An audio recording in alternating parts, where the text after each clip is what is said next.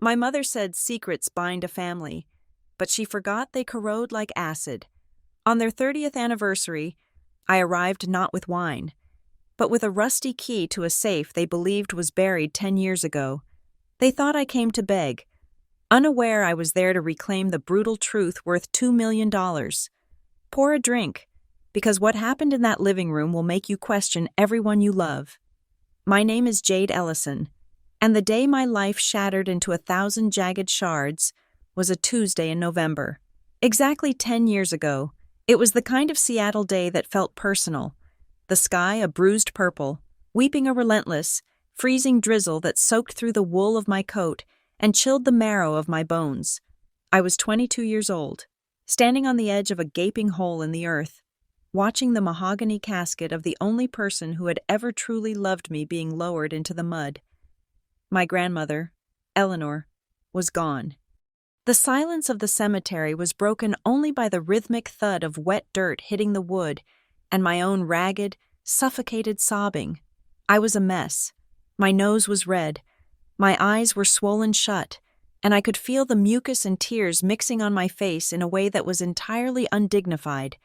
I did not care. My anchor was gone. The woman who had taught me to read, who had snuck me chocolate when my mother put me on a diet at age 8, who had held me when I failed my chemistry finals, was now just a memory in a box. To my right stood the rest of my so-called family, and the contrast between my devastation and their performance was sharp enough to draw blood. My mother, Sylvia, stood as straight as a steel rod. She was dressed in a bespoke black ensemble that probably cost more than my entire year of college tuition. A wide-brimmed hat with a delicate veil obscured the upper half of her face, but I knew she was not crying. Sylvia did not cry. Crying caused wrinkles, and wrinkles were a sign of a loss of control. She dabbed at the corner of her dry eye with a lace handkerchief. A perfectly choreographed gesture meant for the spectators, not for the deceased. She was scanning the crowd, taking mental attendance of the socialites and business partners who had braved the rain. To her, this was not a farewell. It was a networking event with a somber dress code. Next to her was my brother, Caleb, the golden child. At 25, he was in the prime of his physical beauty. Tall, jawline like a cliff edge, hair swept back in that effortless way that actually takes 40 minutes and an expensive product to achieve. He looked solemn, but I knew that look. It was the same look he wore when a waiter took too long to bring his drink. It was boredom masked as contemplation. He checked his watch, a heavy gold piece that Grandma had bought him for graduation, and shifted his weight. I could almost hear his internal monologue complaining about the dampness seeping into his Italian leather loafers. He was not mourning a grandmother. He was mourning the loss of his afternoon.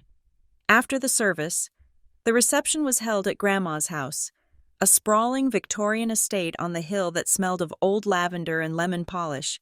It was the house I had grown up in, but walking into it that afternoon, it already felt different. Cold, sterile. Sylvia was in her element, gliding between groups of people, accepting condolences with a practiced grace, whispering about how peaceful the end was, which was a lie. The end had been hard. I had been there.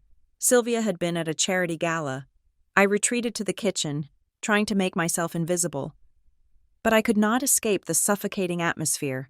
The air felt thin, sucked dry by the ambition and pretense filling the living room. I drank a glass of tap water, my hand shaking so hard the water spilled onto my blouse. "Jade!" My mother's voice cut through the noise. It was not a shout, but it carried a command that made my spine stiffen. "The study! Now!" She did not wait for me to answer. She turned and walked towards the heavy oak doors of Grandfather's old office, her heels clicking a sharp, military rhythm on the hardwood. Caleb was already there, leaning against the bookshelf, nursing a glass of Grandma's expensive scotch. He gave me a pitying smile, the kind you give to a dog that is about to be put down. The study was dim, lit only by the green banker's lamp on the desk. Sylvia sat in the high-backed leather chair, Grandma's chair. It looked wrong. She looked like a usurper on a throne she had not earned. "Close the door," Sylvia said. I obeyed. the latch clicking with a finality that made my stomach turn. "Mom, I really don't think I can do this right now. Can we talk about logistics tomorrow?" "We are not talking about logistics, Jade. We are talking about reality," Sylvia said, clasping her hands on the desk. She looked at me, her eyes devoid of warmth. "We read the will this morning. With the lawyer, before the service." I blinked, confused. "Without me?" "There was no need for you to be there," Caleb chimed in, swirling his drink. "It was pretty straightforward." Sylvia silenced him with a raised finger. She leaned forward, her gaze pinning me to the spot. "Jade, you know how difficult Grandma was in her final years. Her mind was wandering. She was confused." "She was not confused," I defended, my voice cracking. "She was sharp until the morphine took over." "She was disappointed," Sylvia corrected, her voice dropping an octave, becoming a weapon. "She was heartbroken that you quit the pre-med program. She wanted a doctor in the family. Jade, you knew that. You chose to pursue that ridiculous accounting degree instead. You broke her heart." The words hit me like physical blows. I felt the air leave my lungs. "I didn't quit. I switched majors. I told her. She said she was proud of me for following my skills." "She lied to spare your feelings," Sylvia said smoothly. "But when it came to her final wishes, she had to be practical. She left you nothing. Jade." The room spun. I grabbed the back of a chair to steady myself. "What?" "Not a dime," Caleb said, taking a sip of scotch. "Zero, zilch. It is not about the money," I whispered, and I meant it. She wouldn't do that. She wouldn't just cut me out. We were close. I was the one who drove her to chemo. I was the one who read to her. "And she appreciated the charity," Sylvia said, dismissing my devotion as if it were a minimum wage job. "But she knew you were not capable of handling significant responsibility. She left everything to me, to manage for the family, the house, the stocks, the accounts, all of it." "She left it to you?" I asked, disbelief warring with the grief. "But she told me." I stopped. A memory flickered in my mind. 2 weeks ago, in the hospice room, Grandma had grabbed my wrist, her grip surprisingly strong for a dying woman. Her eyes had been wide, urgent. "The safe." She had wheezed. "Jade, the safe in the wall. The key is in the—" "She told you what?" Sylvia asked, her eyes narrowing slightly.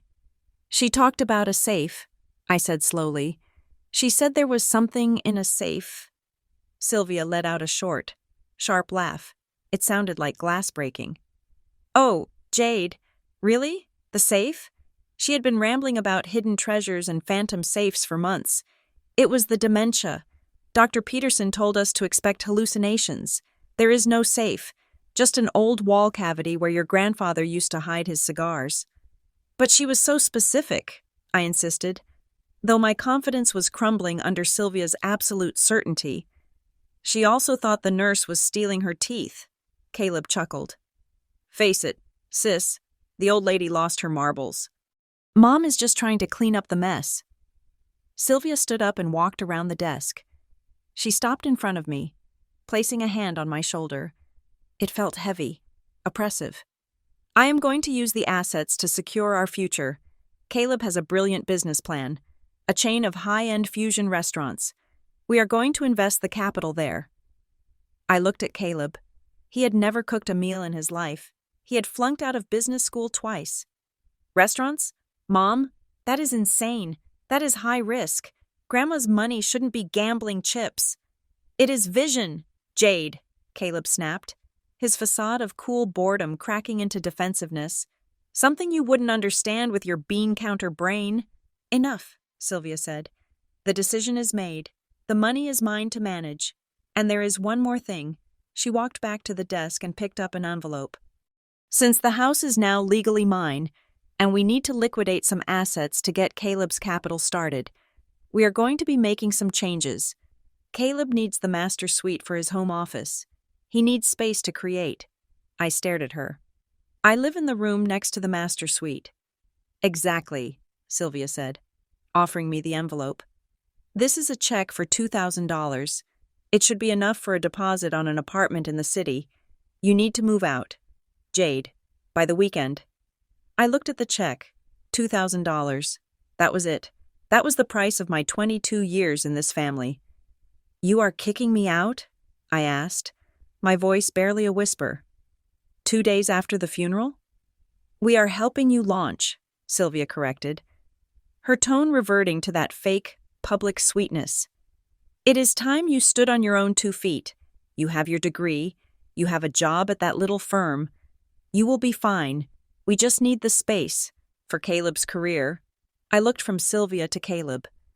There was no love in their eyes. There was no shared grief. There was only greed, barely concealed behind a veil of necessity. I realized then that I had not just lost my grandmother. I had lost the illusion of having a family. I did not take the check. I let it fall from her hand to the floor. I don't want your money, I said, my voice trembling with a rage that was just beginning to ignite deep in my belly. And I don't want to be in this house 1 second longer than I have to. Suit yourself, Caleb shrugged. More for the investment fund. I turned and walked out of the study. I walked past the guests eating shrimp cocktails, past the portraits of ancestors who would have been ashamed of what just happened.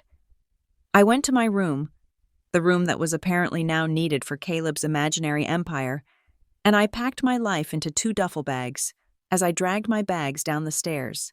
I paused at the landing. I looked back at the hallway leading to the study. I remembered Grandma's voice again. The safe. Don't let them take it. Jade. Sylvia had called it dementia. She had called it a hallucination. But as I walked out into the relentless Seattle rain, shivering in the cold, a singular cold thought crystallized in my mind. Grandma Eleanor was many things, but she was never a liar, and she was never, ever confused about her money. I threw my bags into the trunk of my beat-up sedan. I sat in the driver's seat, gripping the steering wheel until my knuckles turned white. The house loomed over me, a dark silhouette against the gray sky. They thought I was leaving defeated. They thought I was the disappointment. I started the engine. The wipers slashed back and forth, clearing the rain for a fraction of a second before it blurred my vision again. I was leaving with nothing but the clothes on my back and a hole in my heart where my family used to be. But as I drove away, watching the only home I had ever known disappear in the rearview mirror, I made a vow to the silent, wet windshield. I would find out the truth about the safe. I did not know how, and I did not know when. But I knew one thing for certain. Sylvia and Caleb had just made the biggest mistake of their lives. They had underestimated the bean counter, and they had underestimated just how much a person can learn when they are left out in the cold. The rain fell harder, washing away the tracks of my tires, but it could not wash away the bitterness that had just taken root in my soul. I was alone, but I was free, and I had a memory of a whisper that I would hold on to for 10 long years. Chicago winters are not like the rain-soaked gray of Seattle. The cold here is architectural. It is a physical structure that builds itself around you, pressing against the glass of the high-rises, demanding to be acknowledged. I stood at the floor-to-ceiling window of my apartment on the 45th floor, looking out over the frozen expanse of Lake Michigan. From this height, the cars on Lakeshore Drive were nothing more than streams of red and white light, blood cells moving through the arteries of a city that never really sleeps, only shivers.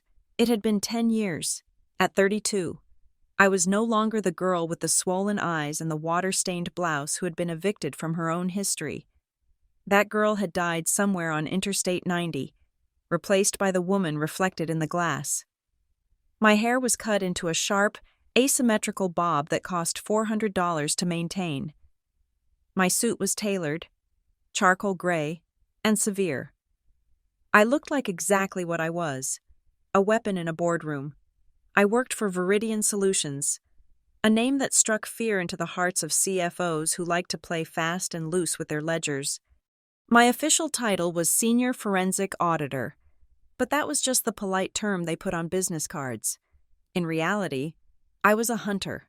I did not just do math. I dismantled lives. I tracked digital footprints through shell companies in the Caymans and laundered assets in Swiss banks. I found the spaces between the numbers where people hid their greed. My job required a specific kind of mind, obsessive, cynical, and utterly devoid of trust. It was a skill set my family had inadvertently gifted me. They had called me a bean counter. They had no idea that beans could be bullets if you counted them fast enough and fired them with enough precision. My life in Chicago was a fortress of solitude I had built brick by expensive brick. My colleagues at Veridian knew nothing about me other than the fact that I never missed a deadline and I never joined them for happy hour. They assumed I was a workaholic with no personal life, and they were half right. My personal life was a vault, locked tight. Nobody knew about the penthouse. It was a sprawling, open-concept space filled with Italian furniture and modern art, abstract pieces that looked like violent storms captured on canvas. It was the kind of home Sylvia would have killed for, the kind of home she pretended to have, but could never actually afford. The irony was a bitter pill I swallowed with my morning espresso every single day. I had built this empire of silence on my own, fueled by the rage that had never quite cooled, merely hardened into diamonds. My phone buzzed on the marble kitchen island. I glanced at the caller ID. Mother? I let it ring 3 times before answering. It was a power play, a small, petty exertion of control. "Hello, Sylvia," I said, putting the call on speaker while I poured a glass of sparkling water. I never called her mom anymore, not since the day she handed me that check for $2,000. "Jade," her voice cracked through the speaker, breathless and high-pitched. It was her crisis voice. I knew it better than my own heartbeat. "Thank God you picked up. I have been frantic." "I am working," I lied. I was staring at the lake. "What is it?" "It is the heating bill," Sylvia sighed, the sound heavy with performed exhaustion. "It is a particularly harsh winter this year. Jade, the draft in the old house is terrible, and with your brother's asthma, we just cannot let the temperature drop, but the rates have gone up nearly 30%. I just do not know how we are going to manage this month." I took a sip of water. The bubbles bit at my tongue. I knew for a fact the heating bill was on autopay. I also knew, because I monitored their credit reports with the detachment of a scientist observing lab rats, that Caleb had just leased a new sports car 3 days ago, a bright yellow monstrosity that screamed midlife crisis, even though he was only 35. "How is the business, Sylvia?" I asked, keeping my voice flat. "The restaurant chain? Or was it the tech startup this time?" There was a pause on the line, a hesitation that spoke volumes.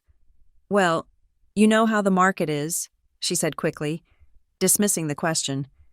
"Caleb is a visionary, Jade, but the economy is just so hostile to innovators right now. He has had some setbacks, unfair setbacks. People are jealous of his talent. But he is pivoting. He has a new concept, virtual reality fitness. It is going to be huge." I almost laughed. Caleb had gone bankrupt 3 times in the last decade. The first time was the Fusion restaurant, which closed after 6 months because of health code violations. The second was a boutique clothing line that turned out to be cheap imports relabeled as luxury goods. The third was a cryptocurrency scheme that I was pretty sure bordered on illegal. Each time, Sylvia had bailed him out. She had drained her retirement accounts, taken out second and third mortgages on the house, and maxed out credit cards to keep him afloat, to keep the image alive. "I see," I said. "And the heating bill?" $300, she said. "If you could just spare 300. Jade, I know things are tight for you in the city with your rent and all, but we are family." They thought I was still a struggling clerk. I had never corrected them. I drove a 10-year-old sedan when I visited, which was rare, and I wore generic clothes I bought specifically for the trip. I let them believe I was scraping by. It made them feel superior, and it kept them from asking for more. "I will send the check," I said. "It will be there by Friday." "Oh, thank you, Jade," she gushed, the relief instant and fake. "You are a good girl. I will tell Caleb you helped. He is so busy. You know, He forgets to call. I am sure he is, I said. Goodbye, Sylvia. I hung up and stared at the phone. $300. I made that in 20 minutes of consulting work. I transferred the money not because I cared about their heat, but because it was the price of admission to the show. I was paying to watch them slowly implode. It was a cruel form of entertainment, but it was the only connection I had left.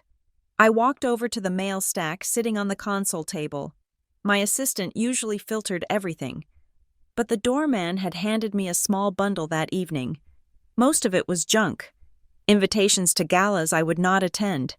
Flyers for high-end real estate. But near the bottom of the pile, a single envelope caught my eye. It was plain white, standard business size, with a window for the address. But the paper felt old, slightly textured, the way bank stationery used to feel before everything went digital. The return address logo was faded. A stylized pine tree next to the words, First National Trust of Seattle. I frowned. I did not bank with First National. I had not lived in Seattle for a decade. The address on the window was my current address, but the name was slightly wrong. Ms. Jade Ellison Smith. Smith was my father's name, a name I had dropped legally years ago, keeping only my mother's maiden name, Ellison, which Grandma had insisted on. The only entity that would have that specific hyphenated combination would be a database that had not been updated since I was a teenager. I slid my finger under the flap and tore it open. Inside was a single sheet of paper, folded in thirds. It was a quarterly statement. My eyes scanned the header, confused. Account name, the Eleanor Ellison Revocable Trust. Beneficiary, Jade Ellison Smith. Status, active. My heart hammered against my ribs, a sudden, violent rhythm that echoed in the silent apartment. Eleanor, Grandma. I sat down on the leather sofa, my legs suddenly unable to support my weight. I smoothed the paper out on the glass coffee table. I read the numbers. I read them again. Then I read them a third time, tracing the figures with a manicured fingernail. The statement detailed a portfolio of conservative, high-yield municipal bonds and blue-chip stocks. It showed quarterly dividends being reinvested. It showed a compound interest trajectory that was steady, reliable, and undeniable. But the most shocking part was not the balance. Though the number was substantial, the shocking part was the activity log. Withdrawal attempts, none. Authorized signatories, Eleanor Ellison, deceased, Jade Ellison Smith. I closed my eyes. The memory of that day in the study rushing back like a tidal wave. Sylvia's cold, hard face. She left you nothing. Jade. She was disappointed. The lie tasted like ash in my mouth. Sylvia had said there were no assets. She had said everything was liquidated to manage the family. But this account existed. It was right here, in black and white ink. And if this existed, what else existed? I looked at the date on the statement. It was current. Why was I receiving this now? I flipped the envelope over and saw a faint red stamp. Address correction requested. System migration update. A computer somewhere in a basement in Seattle had merged two databases. It had linked my old identity with my new credit profile, likely because of the background checks I underwent for my security clearance at Veridian, and it had automatically updated the mailing address for the dormant beneficiary. A glitch. A clerical error. A ghost in the machine had just handed me the key to the past. My mind, trained to dismantle financial fraud, shifted gears instantly.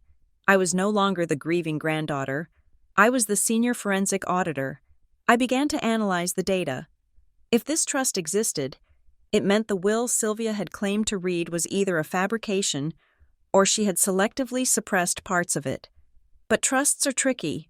You cannot just hide them forever, unless you control the physical access to the documentation. Unless the primary documents are locked away somewhere where no lawyer can find them. The safe. The whisper from the hospice bed returned. Louder this time. The safe in the wall. I stood up and walked back to the window. The city lights below seemed sharper now, more aggressive. My reflection in the glass looked different. The coldness was still there, but the passivity was gone. Sylvia had been lying for 10 years.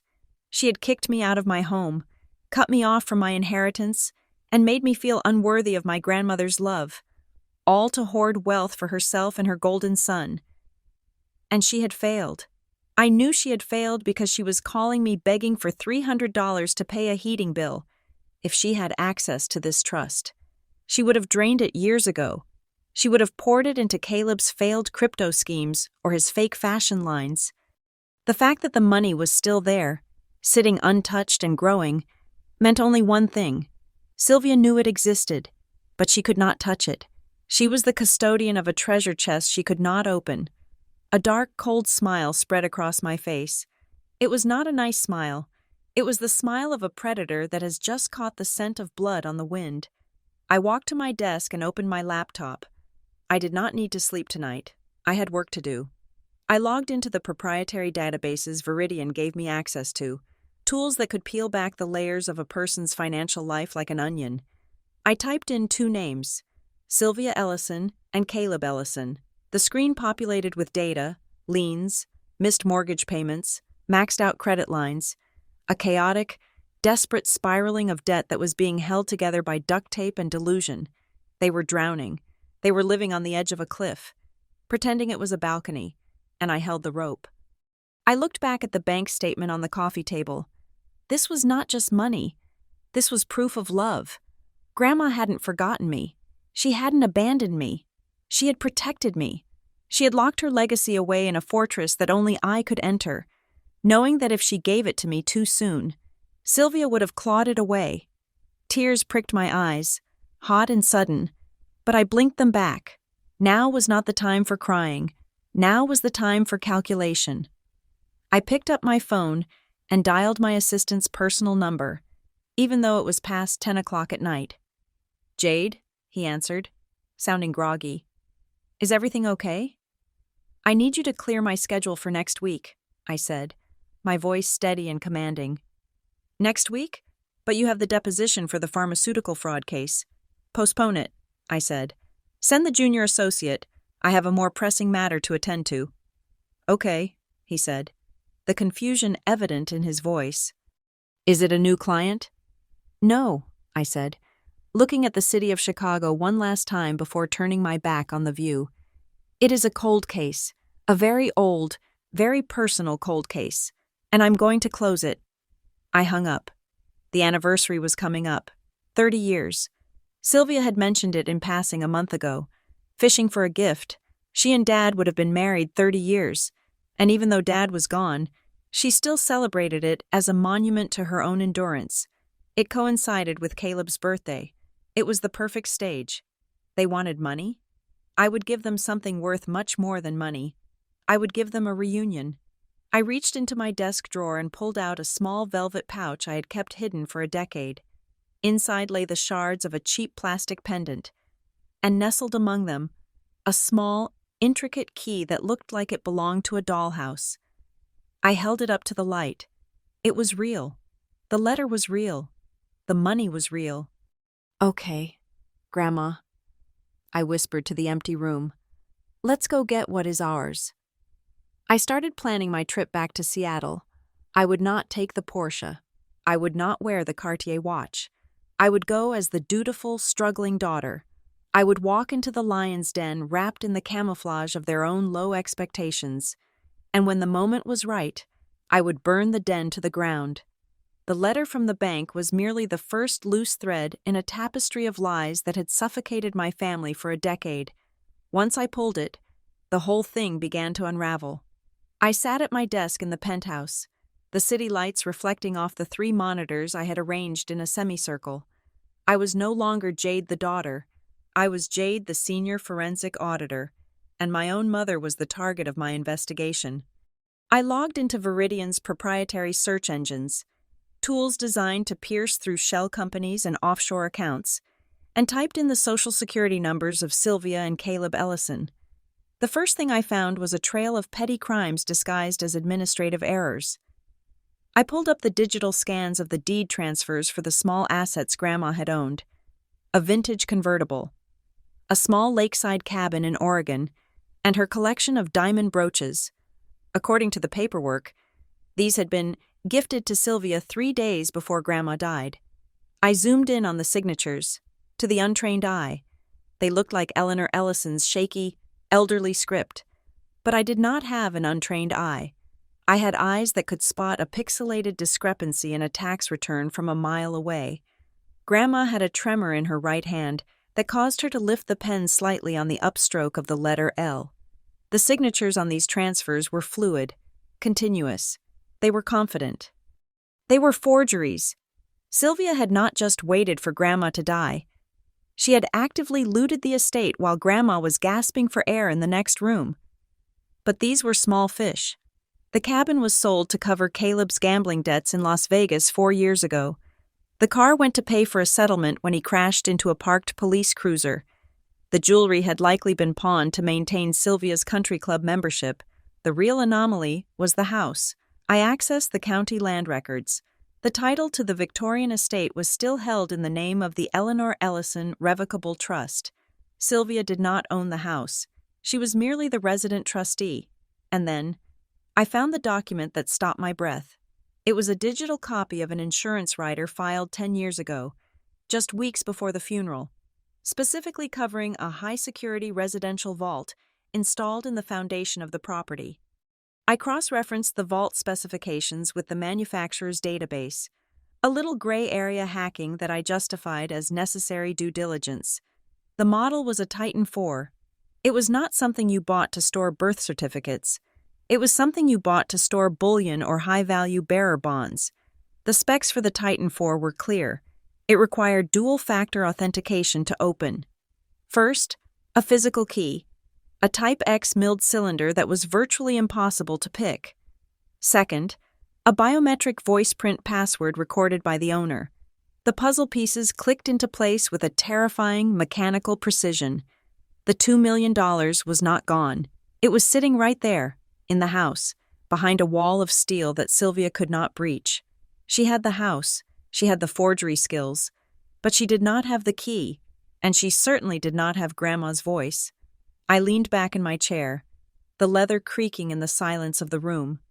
A memory, sharp and vivid, rose from the depths of my subconscious. I was 22, sitting by Grandma's bedside in the hospice wing. The room smelled of antiseptic and dying flowers. Grandma had been agitated that day, her thin hands clutching at the sheets. She had insisted on giving me a gift. "Open the drawer, Jade," she had wheezed. The little box. I had found a small velvet pouch. Inside was a pendant, a bulky, ugly thing made of painted clay. Shaped like a clumsy heart, it looked like a child's art project. It was heavy and crude. "Sylvia hates it," Grandma had whispered, a mischievous glint in her cloudy eyes. "She calls it garbage, but you keep it, Jade. You keep it close. The value is not on the outside. It is what is inside that matters." At the time, I thought she was speaking metaphorically, giving me a lesson on inner beauty. I had kept the pendant out of sentimentality, tossing it into a box of college keepsakes that I had hauled from apartment to apartment for 10 years. I stood up and walked to the closet in the guest bedroom. I dug through a plastic bin marked miscellaneous. There, at the bottom, wrapped in an old t-shirt, was the pouch. I carried it back to the kitchen island, under the harsh halogen lights. The pendant looked even uglier than I remembered. It was painted a garish red, sealed with a thick coat of varnish. The value is inside. I did not hesitate. I grabbed a heavy meat tenderizer from the utensil drawer. I placed the clay heart on a wooden cutting board. I brought the mallet down with a singular, violent strike. The clay shattered. Dust and red shards scattered across the granite counter. Lying in the center of the debris, gleaming under the lights, was a key. It was silver, small and intricate, with jagged teeth that looked like a mountain range. I picked it up, blowing the clay dust off the metal. It was a Series X key, the exact type needed for a Titan IV vault. Grandma had not been senile. She had been a genius. She knew Sylvia would sell the jewelry. She knew Sylvia would liquidate the accounts. So she had hidden the keys to the kingdom inside the one thing she knew Sylvia would never touch, a piece of trash. But the key was only half the equation. The voice print. I closed my eyes, thinking back to those final weeks. Grandma had been obsessive about a poem.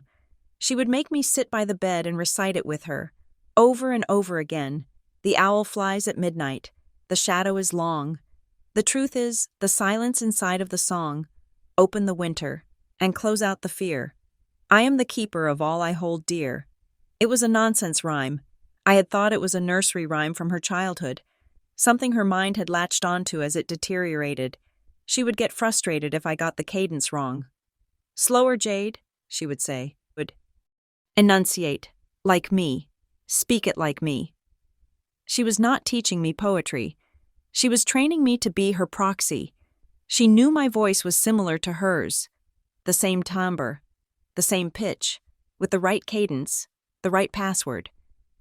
I stared at the key in my hand, and the realization hit me with the force of a physical blow. Grandma had not left me anything. She had left me everything. She had seen Sylvia for exactly who she was, a vulture waiting for the carcass, and she had seen me for who I was, someone who would eventually figure it out. She had turned her entire legacy into a test of character, intellect, and memory. And Sylvia? Sylvia had spent 10 years living in a house she did not own, staring at a safe she could not open. Knowing there was a fortune just inches away, she had hidden the will, probably terrified that if the truth came out, she would lose the house too. You wanted to play games? You wanted to keep secrets? I pulled out my phone and booked a flight to Seattle. One way. I was not going back to visit. I was going back to collect. I was going to walk into that house, eat her turkey, drink her wine, and then I was going to dismantle her life with the same precision I used to dismantle corrupt corporations. The investigation was over. The execution was about to begin. The phone rang again 2 days later. It was a Friday evening, and the Chicago skyline was dissolving into a haze of sleet. I was already packing, folding my audit files with the precision of a surgeon preparing instruments, when Sylvia's name flashed on the screen. I answered on the first ring. I wanted to hear the performance from the very beginning. "Jade, darling, how are you?" The voice was unrecognizable. It was not the harried, demanding woman who had asked for utility money earlier that week. It was hostess Sylvia. It was a voice dipped in honey and rolled in crushed glass. It was the voice she used when she was trying to sell a lie to a neighbor or convince a creditor that the check was definitely in the mail.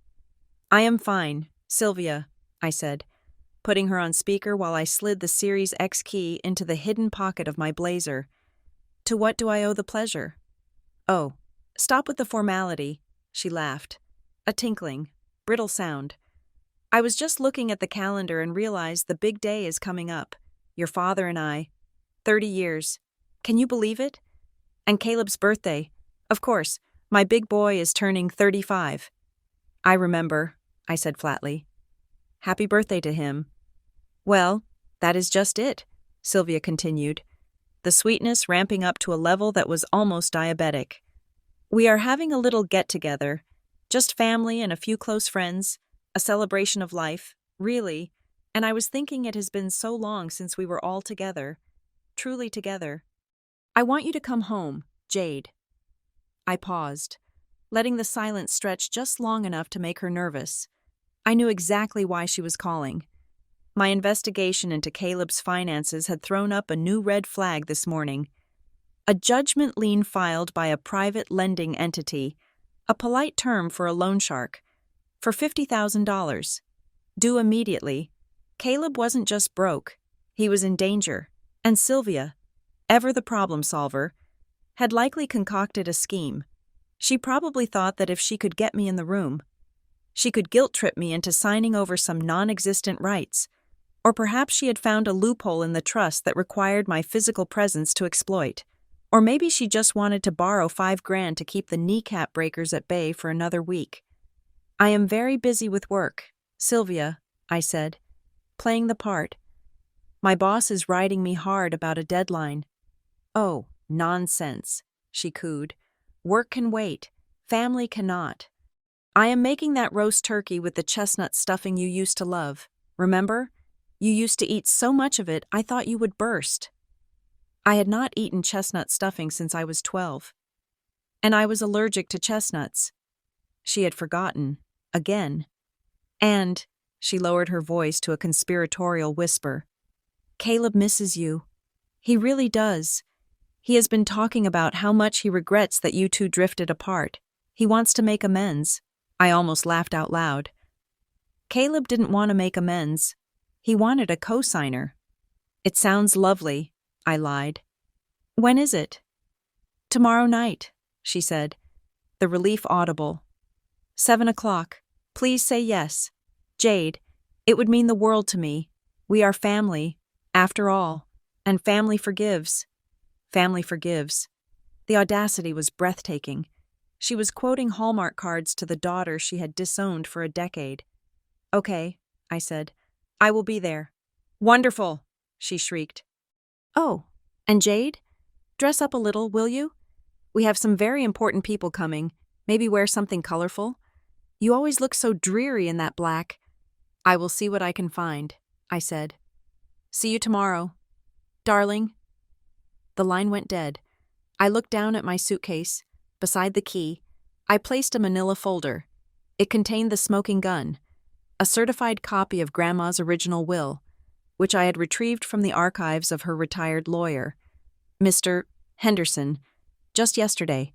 It turned out Mr. Henderson had been trying to contact me for years, but Sylvia had intercepted every letter, every call, telling him I had moved to Europe and wanted no contact. I had also packed the bank statements showing the trust fund's growth, and the forensic report detailing Sylvia's forgery on the car title. This wasn't a suitcase, it was a dossier. I flew into Seattle the next morning.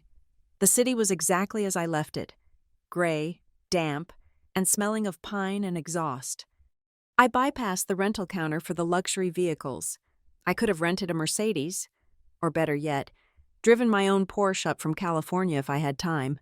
Instead, I asked for the cheapest compact car on the lot. They gave me a beige sedan with a dent in the rear bumper and a stain on the passenger seat that looked like coffee. It smelled of stale cigarettes and pine air freshener. It was perfect. It screamed mediocrity. It screamed, I am barely holding it together. I drove north, the wipers slapping a hypnotic rhythm against the glass. As I turned onto the familiar winding road that led to the estate, my stomach tightened, not with fear, but with a cold, hollow anticipation. It was the feeling of walking into a crime scene before the tape is put up. The house rose out of the mist like a specter. It was a beautiful house, grand and imposing, with ivy crawling up the brickwork and gables that scraped the low-hanging clouds. But looking at it now, I saw the cracks. I saw the peeling paint on the trim that Sylvia couldn't afford to fix. I saw the overgrown hedges that Caleb was too lazy to trim and too broke to pay a gardener to handle. It looked like a movie set for a film that had run out of budget. I parked the beige sedan next to Caleb's leased sports car, a bright red monstrosity that looked ridiculous parked in the rain. Beside it was Sylvia's 10-year-old luxury SUV, polished to a shine to hide the rust spots. I sat in the car for a moment, listening to the rain drum on the roof. I checked my reflection in the rearview mirror. I had worn a simple, off-the-rack gray dress that was a size too big, making me look frailer than I was. I wore no jewelry. My makeup was minimal, accentuating the shadows under my eyes. I looked like the Jade they wanted to see, defeated, tired, and malleable. I stepped out into the rain, clutching my purse tight against my chest. Inside that purse was the end of their world. I walked up the stone path, avoiding the loose paver that I remembered tripping over as a child. It was still loose, 10 years, and they hadn't fixed a single stone. I reached the massive oak door and hesitated. I remembered the last time I walked through this door, dragging my duffel bags, with Sylvia's voice telling me to get out. I remembered the feeling of absolute worthlessness. I took a deep breath, filling my lungs with the damp air. Showtime. I rang the doorbell. The door swung open almost immediately, revealing Sylvia. She was wearing a sequined gown that was far too tight and far too young for her, her face plastered with a layer of foundation thick enough to crack. "Jade!" she cried out, throwing her arms open as if we were the closest of friends. "You made it!" She pulled me into a hug. She smelled of expensive perfume and gin. I went stiff in her arms, letting her embrace the bored-stiff version of her daughter. "Hi, Mom," I said, my voice quiet. She pulled back, holding me at arm's length, her eyes scanning me from head to toe. I saw the flash of satisfaction in her eyes as she took in the cheap dress, the lack of jewelry, the tired face. She was relieved. She thought I was a failure. "Oh, look at you," she said, her voice dripping with faux sympathy. "You look thin. Are you eating enough? The city can be so hard on a young woman alone." "I get by," I mumbled. "Well, come in, come in." She ushered me into the foyer. "Everyone is waiting. Caleb is dying to see you." I stepped across the threshold. The house was warm. Too warm. The heat blasting to combat the draft she had complained about. The chandelier in the hallway was lit, but one of the bulbs was flickering. It felt like walking into the mouth of a beast that was slowly starving to death. "Let me take your coat," Sylvia said, reaching for my wet trench coat. "I will keep my purse," I said, gripping the strap tighter. "I have some things in there." "Suit yourself," she smiled tight. "Come, to the living room. We are just opening the wine." I followed her down the hallway, my heels clicking on the hardwood. I glanced at the wall where the family photos used to hang. They were still there, but the photos of me, my graduation, my prom, were gone, replaced by framed articles about Caleb's business ventures clipped from local newspapers, puff pieces, lies framed in gold. We reached the living room. It was crowded with people I vaguely recognized, neighbors, distant cousins, and a few men in shiny suits who looked distinctly out of place. Loan sharks? Investors? It was hard to tell the difference with Caleb's crowd. And there he was, the birthday boy. Caleb stood by the fireplace, holding a glass of champagne. He looked older than 35. His face was puffy, his eyes darting around the room with a nervous energy that he tried to disguise as charisma. He saw me and froze. For a second, I saw the fear. He knew what he had done to me. He knew he was living on stolen time. Then, the mask slipped back into place. He grinned. That practiced. Predatory grin. "Jade," he boomed, striding across the room. "The prodigal sister returns." He wrapped an arm around my shoulders, his grip heavy and possessive. He smelled of sweat and fear masked by cologne.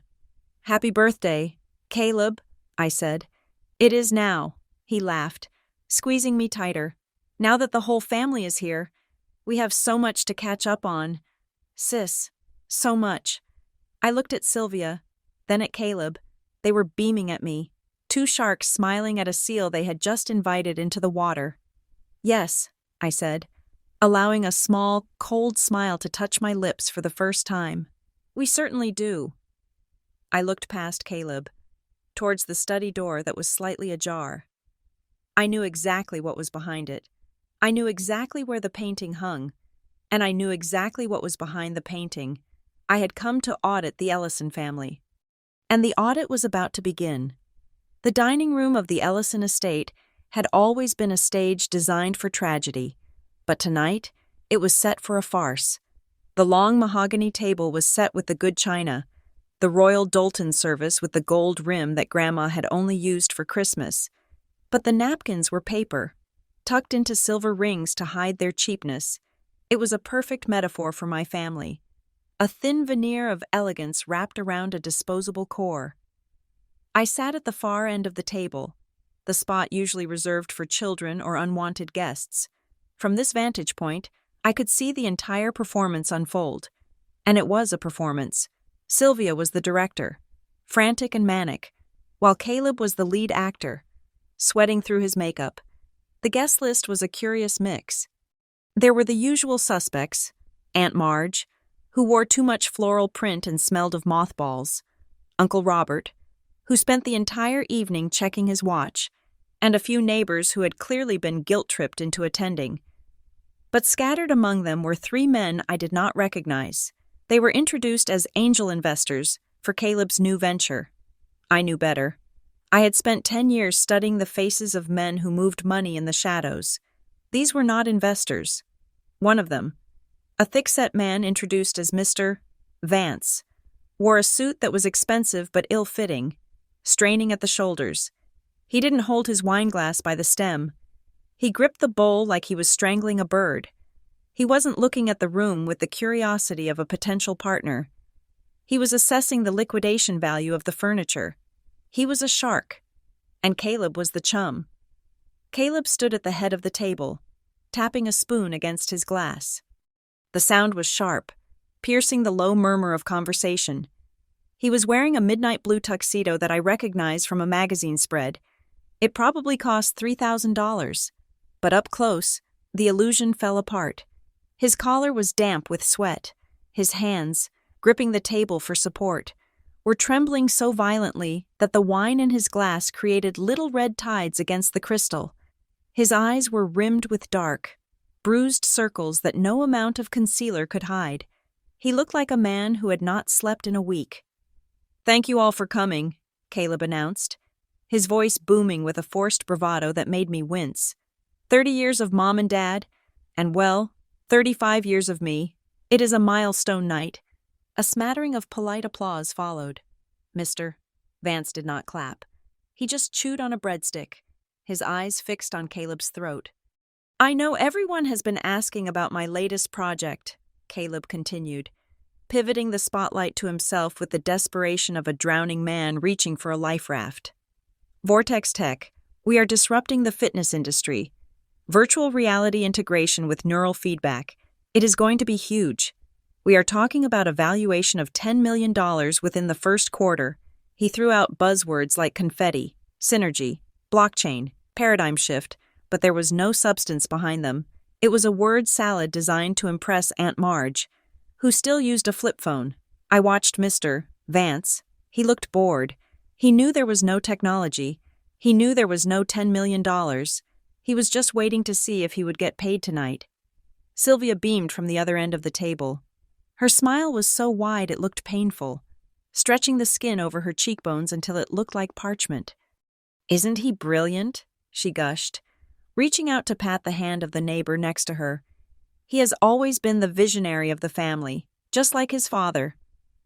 She turned her gaze to me, and the light in her eyes died instantly, replaced by a dull, pitying matte. "And of course, we have Jade," she said, her voice dropping a few decibels, signaling to the room that this was the disappointing part of the evening. "We are so glad she could get time off from her job. She works in Chicago." "Oh?" Aunt Marge leaned forward, her pearls clicking against her plate. "What are you doing now, dear?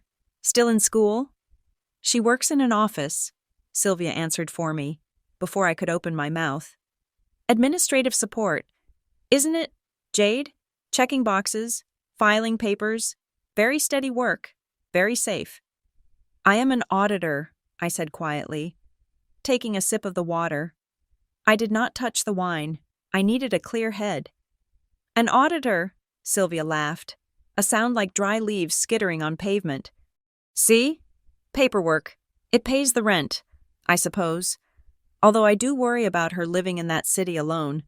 A woman of her age, 32, and still no husband, no prospects." She let the sentence hang in the air. A heavy cloud of judgment. The table went silent. The relatives looked at me with that familiar blend of sympathy and relief. Relief that their own children were not the family failure. "It is a choice, Mom," I said, keeping my voice level. "I focus on my career." "Career," Caleb snorted from the head of the table. "Counting other people's money isn't a career, Jade. It is a function. A calculator can do your job. Innovation, that is a career. Creating something from nothing." "Creating something from nothing," I repeated, tasting the irony. "Is that what you call it?" Caleb's eyes narrowed. "What is that supposed to mean?" "Nothing," I said, retreating behind the mask of the submissive sister. "Just that it sounds very impressive. Creating value out of thin air." The dinner was served. The turkey was dry. The stuffing was bland, and the vegetables were overcooked. Classic Sylvia cooking. She was too busy managing appearances to manage the oven. I pushed the food around my plate, my eyes drifting from the table to the hallway beyond. From where I sat, I had a direct line of sight to the study door. It was closed now, but I knew the layout of that room better than I knew my own apartment. Above the fireplace hung a massive oil painting of a storm at sea. It had been my father's favorite. It was heavy, framed in gilded wood, and it was bolted to the studs. That was where the safe was. I had cross-referenced the architectural blueprints of the house, which were public record, with the installation specs of the Titan IV vault. The dimensions matched perfectly. The wall behind that painting was reinforced concrete. Sylvia and Caleb sat every day in that study, drinking scotch and plotting their scams, likely staring at that painting, knowing that $2 million sat just inches away, mocking them. "So, Sylvia," Uncle Robert asked, cutting into a piece of gristle. "I was thinking about Eleanor the other day. Hard to believe it has been 10 years. Whatever happened to her estate? I remember she had quite a collection of rare coins." The air in the room changed instantly. It was subtle. A shift in barometric pressure. Sylvia's fork paused halfway to her mouth. Caleb stopped chewing. Even Mr. Vance seemed to perk up. "Oh, the coins," Sylvia sighed, looking mournful. "We had to sell them, Robert, to pay for the medical bills. You know how expensive end-of-life care is. It wiped us out. Really. Mother didn't leave much else." "Really?" Aunt Marge frowned. "I always thought Eleanor was quite well off. She lived so frugally." "Appearances can be deceiving," Sylvia said quickly, her voice taking on a sharp edge. "She had a lot of hidden debt. We were lucky to keep the house. Honestly, it has been a struggle. That is why we are so proud of Caleb. He is rebuilding the family fortune from scratch." "She left us nothing but love," Caleb added, raising his glass in a toast that was so blasphemous I almost choked. "To Grandma Eleanor, may she rest in peace." "To Eleanor," the table mumbled. I set my fork down. The clatter of the silver against the china was louder than I intended. It echoed in the silence. "That is strange," I said. My voice was not loud, but it was clear. It cut through the room like a razor. Sylvia turned to me, her smile tight. "What is strange? Jade?" "I was just remembering," I said, looking her dead in the eye. I was 22, so my memory might be fuzzy, but I remember Grandma specifically telling me about a safe, a very large, very secure safe. Sylvia's face went pale. The rouge on her cheeks stood out like clown paint. Caleb gripped his wineglass so hard I thought it would shatter. "A safe?" Sylvia laughed, but the sound was breathless. "Jade, darling, we talked about this at the funeral. Grandma was hallucinating. There was no safe." "Are you sure?" I asked, tilting my head innocently. "I remember she said it was behind the painting in Dad's study, the one with the storm. She said she kept everything there. The bonds, the deeds, the will." The word will landed on the table like a grenade. "Mister?" Vance stopped eating. He wiped his mouth with the paper napkin and looked from me to Caleb. He saw the sweat on Caleb's forehead. He saw the panic in Sylvia's eyes. He did the math. "A safe, huh?" "Mr. Vance grunted, his voice like gravel. "That is interesting. You never mentioned a safe, Caleb." "Because it doesn't exist," Caleb snapped, his voice cracking. "She is making it up. She is just jealous.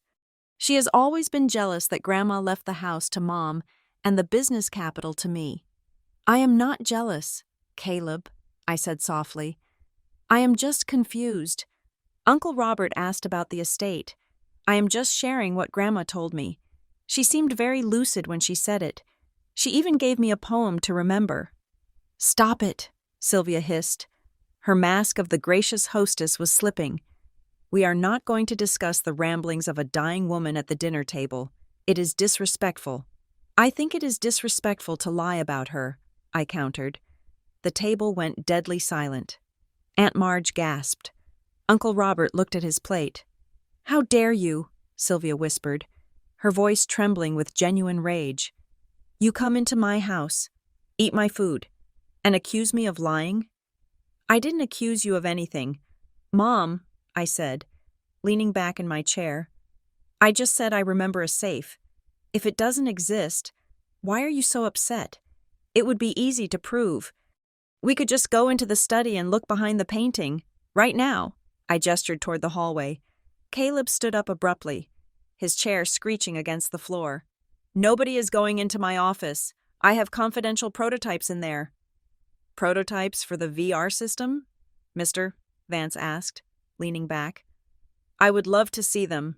Caleb, since I'm considering investing. Caleb froze. He was trapped. If he refused, he looked like a fraud to the loan shark. If he agreed, the safe might be exposed. Not tonight, Caleb stammered. The lighting is bad, and the system is updating. I don't mind bad lighting, I said, helpful as ever. Jade, shut up, Caleb shouted. The outburst shocked the room. Caleb Ellison, the charmer, the golden boy, had just screamed at his sister in front of guests. Sylvia stood up, regaining her composure with a terrifying effort of will. She smoothed her dress. I think, she said, her voice icy, that Jade is tired. She has had a long flight. Perhaps it is best if we move to the living room for coffee. Caleb, why don't you show Mr. Vance the garage? Show him the new car. She was scrambling, trying to separate the predator from the prey, trying to get me away from the topic of the safe.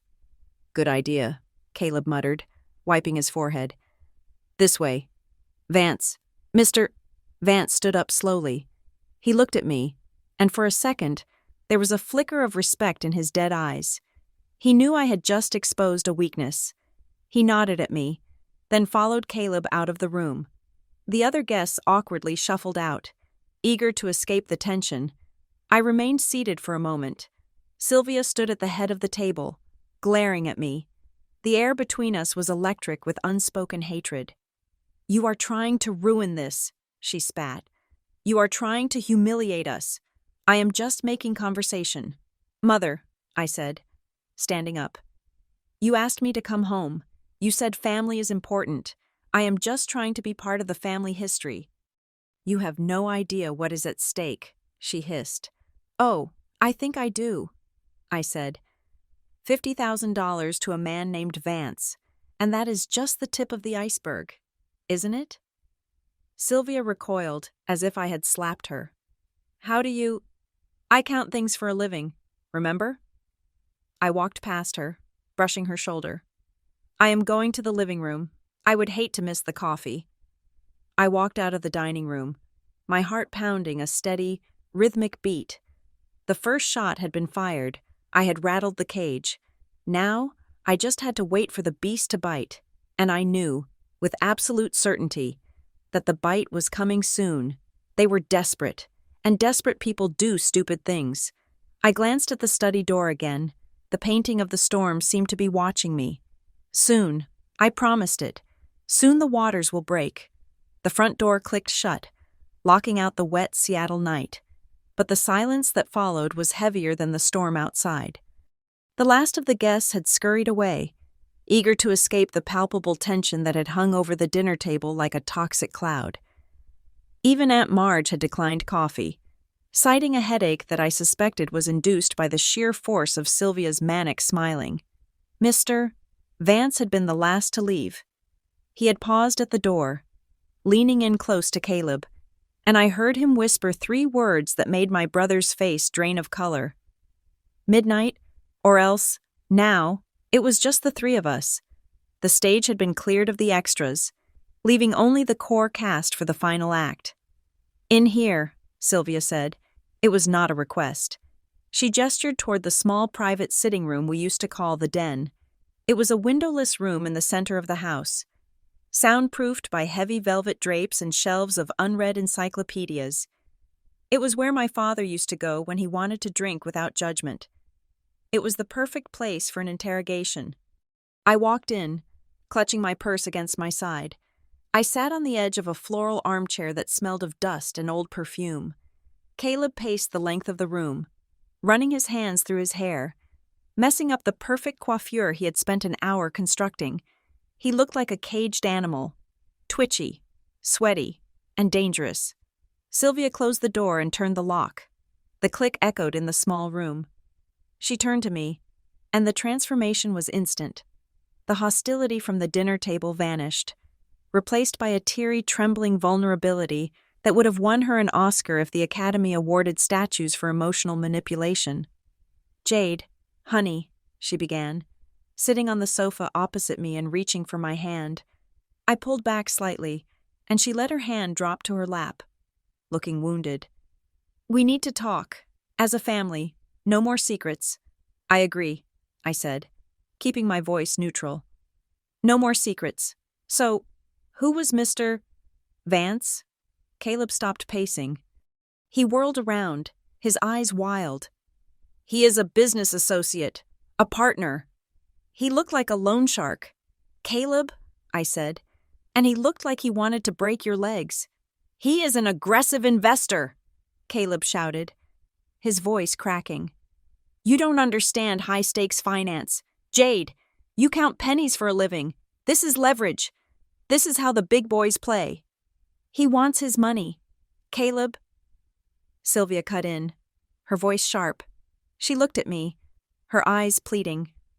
"Jade, listen to me. Your brother has hit a temporary cash flow issue. It happens to all great entrepreneurs. Elon Musk almost went bankrupt, you know. But Caleb is on the verge of a breakthrough. He just needs a bridge." "A bridge?" I repeated. "How much is the bridge?" Sylvia swallowed hard. She glanced at Caleb, then back at me. $50,000. I let out a low whistle. $50,000. Tonight? "It is an emergency liquidation issue," Caleb muttered, resuming his pacing. "My assets are tied up in crypto and pre-market equity. I just need liquidity to satisfy Vance until the transfers clear on Monday." "Monday," I said. "So if I gave you $50,000, you would pay me back on Monday?" "With interest," Caleb said, nodding vigorously. "I will give you 20%, $10,000 profit for 2 days of work. It is easy money.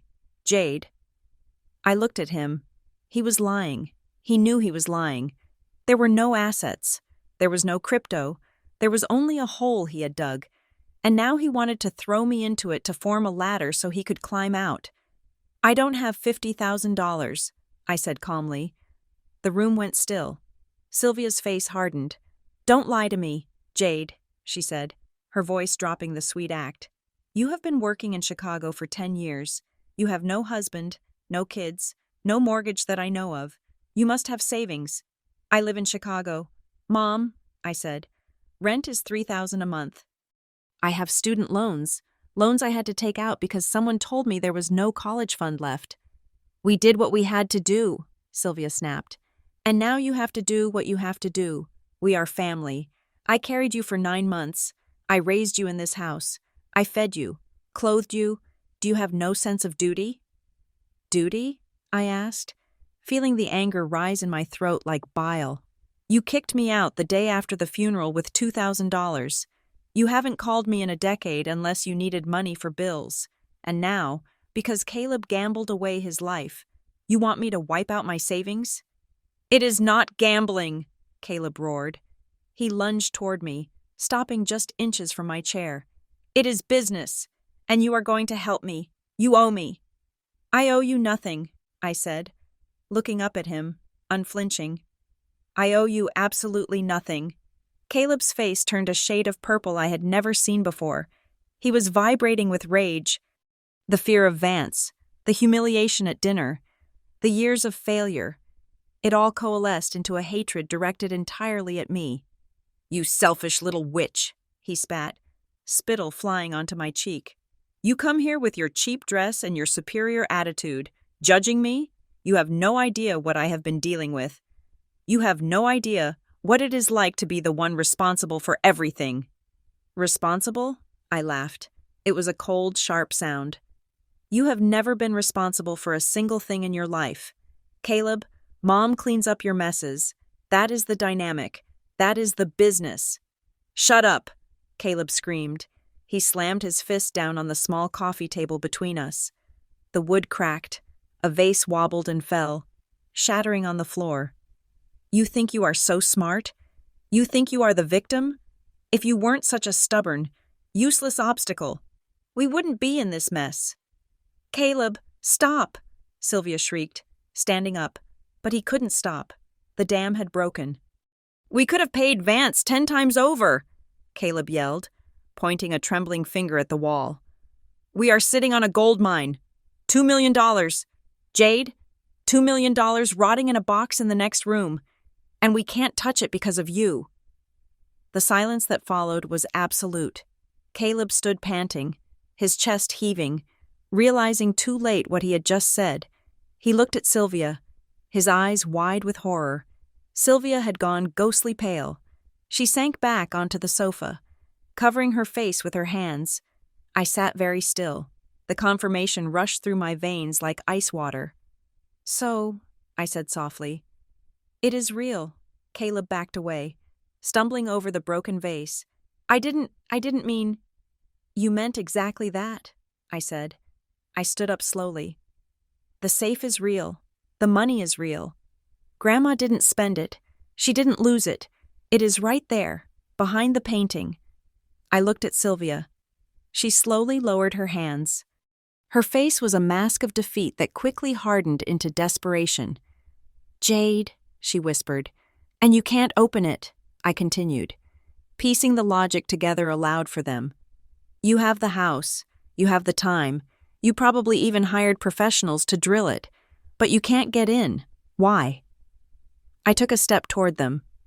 Because Grandma Eleanor was smarter than both of you combined. It is a Titan IV vault, isn't it? Biometric voice lock, and a specific physical key. Sylvia looked up at me, her eyes narrowing. How do you know the model? I am an auditor. Mom, I said. I do my homework, but here's the part I don't get. If you knew the money was there, why didn't you just forge a court order? Why didn't you bribe a banker? We tried, Caleb blurted out, his voice hysterical. We tried everything. But the trust is ironclad. The bank won't release the override codes without the primary beneficiary present, and the safe has a self-destruct mechanism for the contents if forced. Incendiary charges. If we drill it, the bonds burn, the cash burns. I smiled, a genuine smile of admiration for my grandmother. She had rigged the game so perfectly that even in death, she was controlling them. She had turned their greed into a torture device. So that is it, I said. You needed me, not for $50,000. You needed me to open it. That is why you invited me. You were going to try to guilt me into signing a release. Or maybe you were hoping I had the key. You do have the key, Sylvia said. Her voice was low, dangerous. She stood up and walked toward me. Don't you? That ugly necklace, that piece of trash she gave you. I instinctively touched my purse. The movement did not go unnoticed. She gave it to you, Sylvia hissed. I saw you leave with it. I thought it was nothing. I thought she was just being sentimental. But it was the key, wasn't it? It doesn't matter if I have the key or not, I said, backing toward the door. Because I am not opening it for you. That money isn't yours. It is ours, Caleb shouted. It is family money. It belongs to the house. It belongs to the person she left it to, I shot back. And clearly, that wasn't you. Sylvia moved to block the door. She was shorter than me, but in that moment, she looked formidable.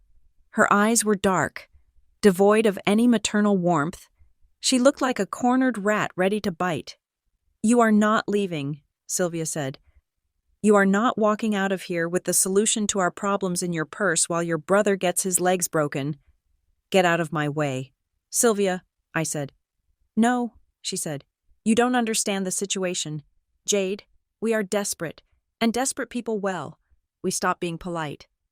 Are you threatening me? I asked, incredulous. I am your daughter. You are a stranger, Sylvia spat. You have been a stranger for 10 years. You come here, judging us. looking down on us from your ivory tower in Chicago. You think you are better than us? You are just selfish, just like your grandmother. Grandma was the only good person in this bloodline, I said coldly. Grandma was a vindictive old witch, Caleb yelled. She hated Mom. She hated me. She locked that money away just to watch us squirm. And now you are doing the same thing. I am leaving, I said, reaching for the doorknob. Sylvia grabbed my wrist. Her grip was surprisingly strong, her nails digging into my skin. Give me the key. Jade, she commanded. Give it to me, and we will let you go. We will forget you were ever here. You can go back to your sad little life in Chicago and count your beans. Let go of me, I said, my voice rising. Caleb, get her purse, Sylvia shouted. Caleb lunged. I twisted my body, wrenching my arm free from Sylvia's grasp. I shoved her back. Not hard, just enough to create space. She stumbled into the armchair. Caleb grabbed the strap of my purse. I yanked it back, swinging the heavy leather bag like a flail. The metal buckle connected with his shoulder, and he yelped, stumbling back. Don't touch me, I screamed. I swear to God, Caleb, if you touch me again, I will call the police, and I will tell Mr. Vance exactly where you are. The threat of Vance froze him. He stood there, rubbing his shoulder, looking at Sylvia for instruction. You wouldn't, Sylvia said, breathless, straightening her dress. You wouldn't condemn your own brother. Try me, I said. My heart was hammering against my ribs like a trapped bird, but my voice was steady. You want the money? You want the safe? Fine. I looked at them both. I saw the hunger in their eyes. It was disgusting. We will settle this, I said. But not like this. Not with you mugging me in the den. How then? Sylvia asked, her eyes narrowing. We go to the study, I said. We go to the safe. If it is really there, and if I can really open it, then we will see who Grandma really wanted to have it. You will open it? Caleb asked. Hope flooding his face, replacing the rage instantly. He was so pathetic. I will go to the study, I corrected. I want to see the painting. I want to see the truth. Fine, Sylvia said quickly. Fine, the study. Right now. She unlocked the door and pulled it open, gesturing for me to go first. She didn't trust me to walk behind her. She wanted me where she could see me. I stepped out into the hallway. The house felt even colder than before. I walked toward the study, Sylvia and Caleb flanking me like prison guards. They thought they had won. They thought they had bullied me into submission. They thought I was going to open the vault and hand over the cash to save my own skin. They had no idea. I wasn't leading them to a treasure chest. I was leading them to an execution. My hand brushed the outline of the key inside my purse. I also felt the sharp corner of the manila folder containing the will. After you, Caleb said, his voice trembling with anticipation as we reached the double oak doors of the study. I pushed the doors open. The room was dark, illuminated only by the streetlights filtering through the rain-streaked windows. The portrait of the storm at sea loomed over the fireplace, dark and foreboding. Turn on the lights, I said. Sylvia flicked the switch. The room flooded with yellow light. Okay, I said, walking to the center of the room. Take down the painting. The command hung in the air, sharp and absolute. Take down the painting. Caleb looked at me, his face a rictus of confusion and lingering aggression. He did not move. He stood rooted to the Persian rug, his hands still clenched into fists at his sides, vibrating with the adrenaline of his earlier outburst. He looked at the painting of the storm at sea, then back at me, as if trying to calculate whether obeying me was a sign of weakness or a step toward the money he so desperately needed.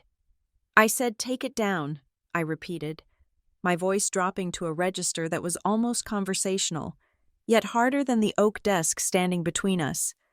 Unless you want to explain to Mr. Vance why you were staring at a wall instead of paying him. That name was the catalyst. Caleb flinched as if struck. He lunged toward the fireplace, his movements jerky and uncoordinated. He grabbed the heavy gilded frame of the oil painting with both hands. It was a massive thing, 5 feet wide, depicting a ship being tossed by dark, violent waves, a fitting image for the turbulence that had defined this house for the last decade. He grunted, heaving the frame upwards to disengage it from the heavy cleats bolted into the studs. With a groan of effort, he swung it away from the wall and set it down heavily on the floor. Leaning it against the bookshelf, dust motes danced in the yellow light of the chandelier, swirling in the disturbed air. And there it was. The wall behind the painting was not covered in the same damask wallpaper as the rest of the room. It was raw, exposed concrete, framing a square of brushed steel that looked alien in the antiquated study. The Titan IV vault. It was an imposing piece of machinery. The face of the safe was featureless, except for a sleek, digital interface panel and a single, complex keyhole that looked like a scar in the metal. It hummed with a low, electric frequency, a sound I could feel in my teeth. It looked indestructible. It looked like Judgment Day. Caleb stared at it, his breathing ragged. He wiped sweat from his upper lip with the back of his hand. "There," he spat, gesturing at the steel beast. "Are you happy? There is the monster. We have stared at this damn thing every day for 10 years. Sylvia walked up behind him, her eyes fixed on the safe with a mixture of hunger and hatred. "We tried everything," she whispered, her voice trembling. "We hired a safecracker from Detroit, the best on the West Coast. He spent 2 days drilling. He broke 3 diamond-tipped bits. He said the alloy was military grade. He said if he tried to torch it, the heat sensors would trigger the internal incinerators and burn everything inside to ash." She turned to me, her eyes narrowing. "You think you can just walk in here and open it? You think you are smarter than the professionals?" "I don't think I am smarter than the professionals," I said, stepping forward, my heels clicking rhythmically on the hardwood floor. "But I know I am smarter than you, and more importantly, I know Grandma was smarter than all of us." "She was crazy," Caleb muttered, kicking the base of the wall. "She was a senile old bat who wanted to torture us from the grave." "She wasn't torturing you," I said, stopping directly in front of the safe. I could feel the cold emanating from the steel. "She was protecting her legacy from scavengers, and looking at you two now, sweaty, desperate, ready to sell your own blood for a quick payout. I would say she made the right call." "Just open it!" Caleb screamed, his patience snapping. "Stop the lecture and open the damn thing." "You really don't get it, do you?" I turned to face them, my back to the safe. "You couldn't open it because it wasn't built to keep people out. It was built to keep you out. Specifically you. Grandma knew about your gambling. Caleb, she knew about your spending. Sylvia, she knew that if she left this money in a trust you could access, it would be gone in 6 months. She locked it away behind the 2 things she knew you didn't possess: patience and my consent." "Your consent?" Sylvia scoffed, crossing her arms over her sequined chest. "You were 22. You were a child. She didn't leave this to you. She just lost the key. That is all." "She didn't lose the key," I said. I reached into my pocket. My fingers closed around the cold, jagged metal of the Series X key. I pulled it out slowly, holding it up so it caught the light from the chandelier. The silver gleamed, sharp and intricate, a tiny sword of justice. Sylvia's eyes widened. Her jaw went slack. She took a stumbling step forward, her gaze locked on the key as if it were a holy relic. "That," she stammered, "that is the pendant I finished for her. The ugly, red clay heart you told me to throw in the trash, the one you laughed at while Grandma was dying in the next room." "No," Sylvia whispered, shaking her head in denial. "No, that is impossible. I saw that thing. It was junk. It was a child's craft project." "It was a Trojan horse," I said, my voice hardening. "Grandma baked this key inside the clay. She painted it herself. She gave it to me right in front of you, Sylvia, and because it didn't look like gold, because it didn't look expensive, you didn't even look twice at it. You were so obsessed with the diamonds and the pearls that you missed the only thing of value in the room." Caleb stared at the key, his face twisting into a mask of pure greed. He looked like he was about to lunge for it. "Don't even think about it," I warned, my voice cutting like a whip. "This key is useless without the voice code, and if you try to take it from me, I will walk out that door, and Mr. Vance can collect his debt from your kneecaps." Caleb froze. The threat of physical violence from the loan shark was the only leash holding him back. I turned back to the safe. My heart was pounding, a heavy drum in my chest, but my hands were steady. This was the moment, the culmination of 10 years of silence, 10 years of being the invisible, dutiful daughter. I inserted the key into the intricate slot. It slid in smoothly, a perfect, frictionless fit. It felt like shaking hands with an old friend. I turned it to the right. Click. The sound was small, but in the silence of the study, it sounded like a gunshot.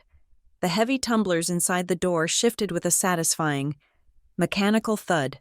The red light on the digital panel blinked once, then turned amber. A robotic, synthesized voice spoke from a speaker embedded in the safe door. "Key accepted. Biometric voice authentication required. Please recite the passphrase." The room went deadly silent. Caleb and Sylvia stopped breathing.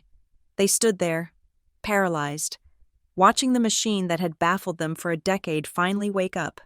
I closed my eyes for a brief second, summoning the memory of Grandma's voice. I remembered the rhythm, the cadence, the specific emphasis she placed on certain words. I wasn't just reciting a poem, I was channeling a ghost. I opened my eyes and looked directly at the steel interface. I spoke clearly, my voice projecting with an authority that surprised even me. "The owl flies at midnight. The shadow is long." The amber light pulsed. "The truth is, the silence inside of the song," I heard Sylvia gasp. It was a strangled sound, a realization dawning on her. She recognized the words. She had probably heard Grandma muttering them in her sleep, or heard us reciting them and dismissed it as nonsense. "Open the winter, and close out the fear," I continued, my voice gaining strength, filling the room. "I am the keeper of all I hold dear." I finished the line and held my breath. For a heartbeat, nothing happened. The amber light held steady. Caleb let out a whimper of despair. Then, the light turned green. A series of heavy metallic clanks echoed from within the wall. It sounded like the gears of a bank vault turning. The hydraulic seals hissed as the air pressure equalized. The heavy steel door popped open an inch. I stepped back, allowing the door to swing outward on its massive hinges. The interior of the safe was illuminated by automatic LED strips that flickered to life. It was not empty.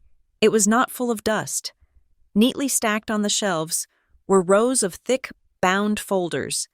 Beside them lay stacks of bearer bonds, their edges crisp and yellowed with age.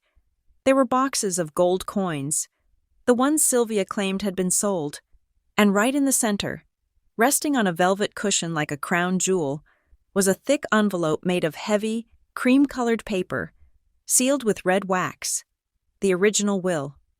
I reached in. My hand brushed against the cool paper. I pulled the envelope out. It felt heavy. It felt like history. I turned around to face my family. Sylvia had collapsed into the leather armchair, her face buried in her hands. She was shaking, not with sorrow, but with the terrifying realization of her own incompetence. She had lived with this fortune for 10 years, walked past it every single day, and had been kept out by her own superficiality. Caleb was staring into the open safe, his mouth hanging open. He looked like a child seeing a candy store, but his eyes were vacant, glazed over with the shock of seeing the impossible become real. "It is real," Caleb whispered, his voice cracking. "It is actually real. We are rich. Mom, we are rich. We can pay Vance. We can fund the startup. We can do everything." He took a step toward the safe, his hand reaching out greedily toward the stacks of bonds. "Stop," I said. I didn't shout. I didn't have to. The single word was a wall. Caleb stopped. blinking at me as if he had forgotten I was there. "What? Jade, move. We need to count it.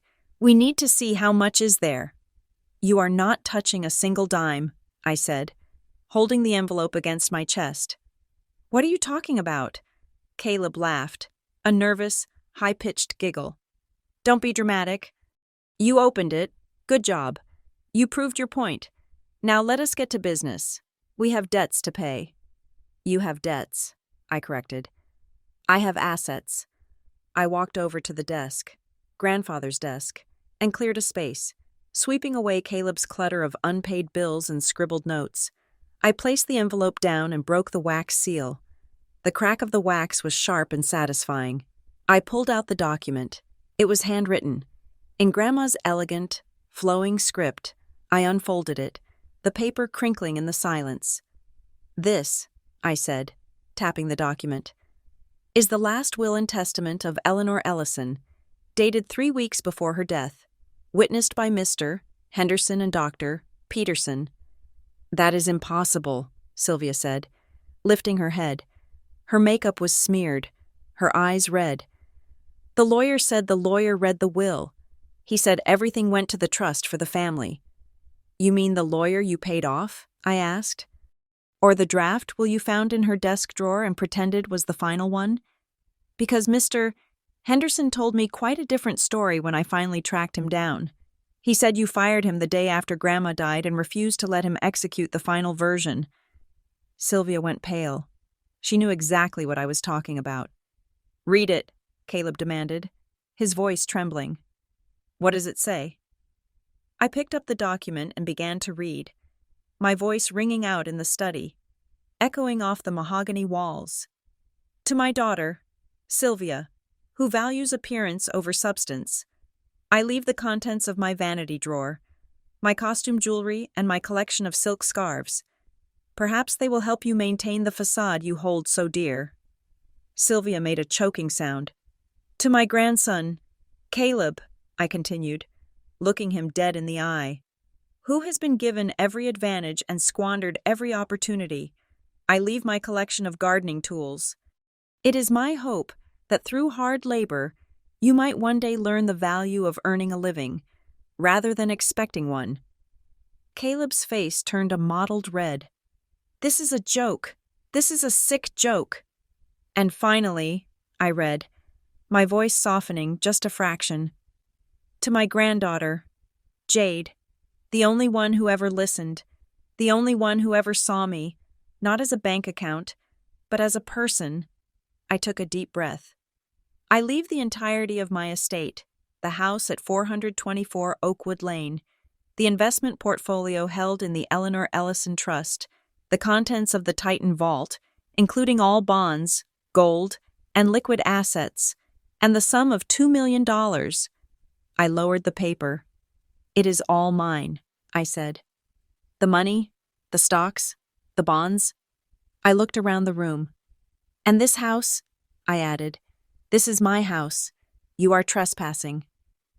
The silence that followed was absolute. It was the silence of a world ending. The clock on the mantelpiece ticked loudly, marking the seconds of their destruction. "No," Caleb whispered. "No."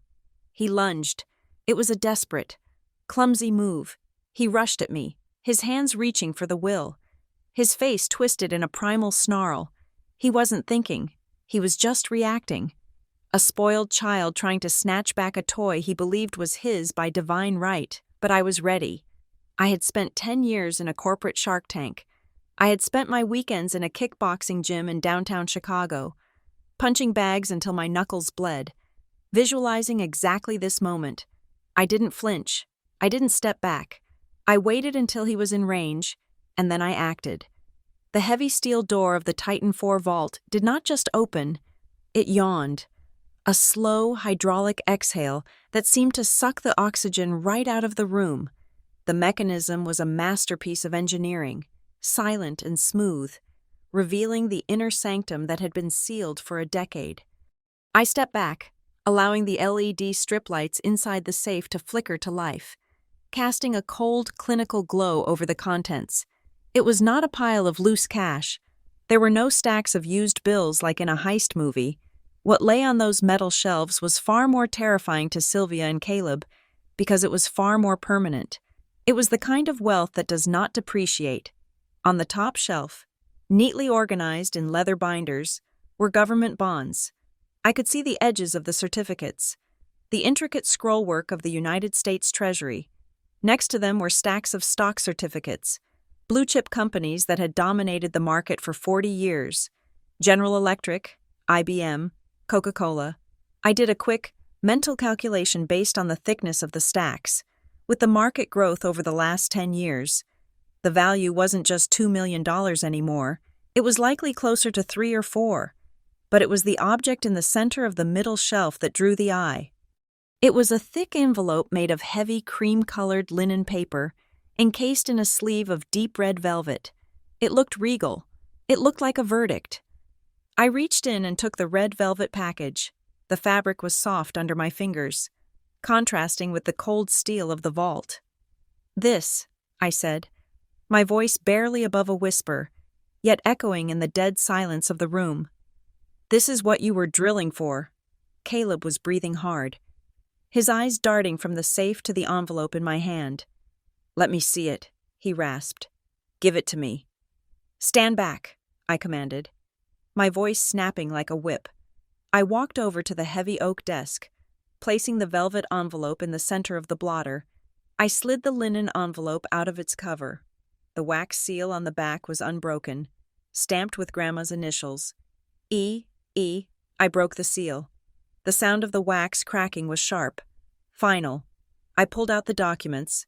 There were several pages, handwritten in Grandma's distinct, looping calligraphy. She hadn't trusted a printer. She had written it herself, ensuring that every word carried the weight of her personal intent. I turned the document around so they could see it, but I kept my hand firmly planted on the corner. "Read the date, Sylvia," I said. Sylvia took a trembling step forward. She squinted at the top of the page. "October 14th, she whispered, 3 weeks before she died. "And the witnesses," I pointed to the bottom, "Dr. Peterson and Mr. Henderson, not the lawyer you hired to falsify the probate records, her actual lawyer." I picked up the document and began to read the key clause again, letting the words hang in the air like smoke. "I, Eleanor Ellison, being of sound mind and body, hereby revoke all prior wills and codicils. I leave the entirety of my estate, including the contents of the Titan vault, the investment portfolio, and all personal effects, to my granddaughter, Jade Ellison." I looked up. Caleb's face was a mask of sheer, unadulterated horror. His mouth was opening and closing, but no sound was coming out. "Wait," I said. "There is more. To my daughter, Sylvia, and my grandson, Caleb, I leave nothing. Their greed has been their inheritance for too long, and I will not fund their moral bankruptcy." "You liar!" Caleb screamed. The sound tore from his throat, a raw, animalistic noise. "You faked it. You spent the last 10 years forging this. That is not her handwriting." "It is notarized, Caleb," I said calmly. "It is registered with the state archives. Mr. Henderson has the duplicate original in his vault. This is just the copy she wanted me to find." "No!" Caleb slammed his hands onto the desk, his face inches from mine. "It is a lie. The house is ours. Mom owns the house. The deed is in her name." Sylvia nodded frantically, latching on to this one shred of hope. Yes, the house. The deed transfer, we have the papers. Jade, I have the title. Even if the money is yours, the house is mine. You are on my property." I looked at Sylvia. There was a desperate, manic gleam in her eye. She truly believed it. She had told herself this lie for so long that it had become her reality. "Oh, Mom," I said, shaking my head slowly. "You really didn't read the fine print of the trust, did you?" I reached into my purse, the purse Caleb had tried to snatch, and pulled out a second document. This one was not handwritten. It was a legal brief, stamped with the Viridian Solutions forensic seal. It was the result of my investigation into the county land records. You have a deed, I said, sliding the paper across the desk toward her. But it is a quitclaim deed with a life estate provision. Sylvia stared at the paper. What does that mean? It means, I explained, breaking it down as if I were speaking to a slow child, that Grandma never transferred the ownership to you. She transferred the right of occupancy. You are a tenant. Sylvia. A tenant for life. Exactly, Sylvia cried out, relieved. So I can live here. It is my home. Keep reading, I said, pointing to the highlighted paragraph at the bottom of the page. Sylvia's eyes scanned the text. Her breath hitched. Her hand flew to her mouth. Clause 7. I read aloud from my own copy. The life estate granted to Sylvia Ellison is conditional upon her acting as the faithful custodian of the grantor's last will and testament. Should the grantor's will be concealed, destroyed, or obstructed by the tenant, the life estate is immediately terminated, and full ownership reverts to the primary beneficiary of the will. I looked at them. The silence was absolute. Do you understand what that means? I asked. Grandma knew you would try to hide the will. She knew you would try to bury it. So she set a trap. She let you live here. She let you play the lady of the manor. But she put a trigger on the property title. I leaned forward, my voice dropping to a whisper. By hiding the existence of this safe, by lying about the will for 10 years, you didn't just lose the money. Sylvia, you triggered Clause 7. Caleb looked at Sylvia, then back at me. Clause 7? It means you are trespassing, I said coldly. This house belongs to me, legally, instantly, as of the moment I opened that safe and proved you hid the will. Sylvia made a sound like a wounded animal. She collapsed against the bookshelf, sliding down until she hit the floor. She looked around the room she had redecorated, the room she had hosted parties in, and she realized it had never been hers. I tried, Sylvia whispered, staring at the floor. I tried to tell you.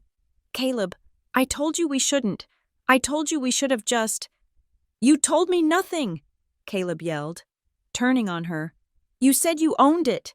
You said the old hag left it to you. I had to, Sylvia sobbed. I couldn't let you know. I thought if I could just get the safe open, if I could just burn the will before anyone saw it, then the house would be ours forever. I spent 10 years trying to find a way into that box. You lived in fear, I said, watching her crumble. Every day for 10 years. You walked past this painting, terrified. You weren't mourning Grandma. You were terrified that one day someone like me would show up with a key. I did it for the family, Sylvia wailed. I did it to keep a roof over our heads. No, I corrected her. You did it because you couldn't bear the thought that she didn't choose you. You couldn't handle the narcissist injury of being disinherited. So you stole 10 years of my life. You let me think I was unloved. I picked up the red velvet envelope and the will. I held them tight. But the joke is on you. Mom, if you had just given me the will 10 years ago, if you had just been honest, I probably would have let you stay. I probably would have helped you. I looked at the bonds in the safe. But now? I shook my head. Now, I am going to follow Grandma's instructions to the letter. Caleb was shaking. His eyes were fixed on the open safe, on the millions of dollars sitting just out of reach, the reality of the debt he owed Mister. Vance was crashing down on him. He wasn't just broke anymore. He was homeless, and he was out of time. You can't do this, Caleb whispered. Jade, please, Vance is going to kill me, literally kill me. You can't just take it all. I am not taking it, Caleb, I said, closing the folder. I am accepting it. Give me something, he begged, tears streaming down his face. Just one stack of bonds, just enough to pay him off. You have millions. You won't even miss 50,000. I would miss it, I said, because I know where it would go. It wouldn't go to Vance. It would go to the next scam, and the next. He will break my legs, Caleb screamed. Then maybe you will finally learn to stand on your own 2 feet, I said. That was the breaking point. The desperation in Caleb's eyes hardened into something else, something darker. He looked at the safe, then at me, then at the heavy brass poker standing by the fireplace. No, he muttered. No, I am not losing this. Not to you. He grabbed the poker. Sylvia looked up, her eyes wide. Caleb, don't! But he wasn't listening to her anymore. He wasn't listening to reason. He was a drowning man, and I was the only thing keeping him from the surface. Give me the will, Caleb snarled, raising the heavy brass rod. And give me the bonds, now. I stood my ground, clutching the paperwork.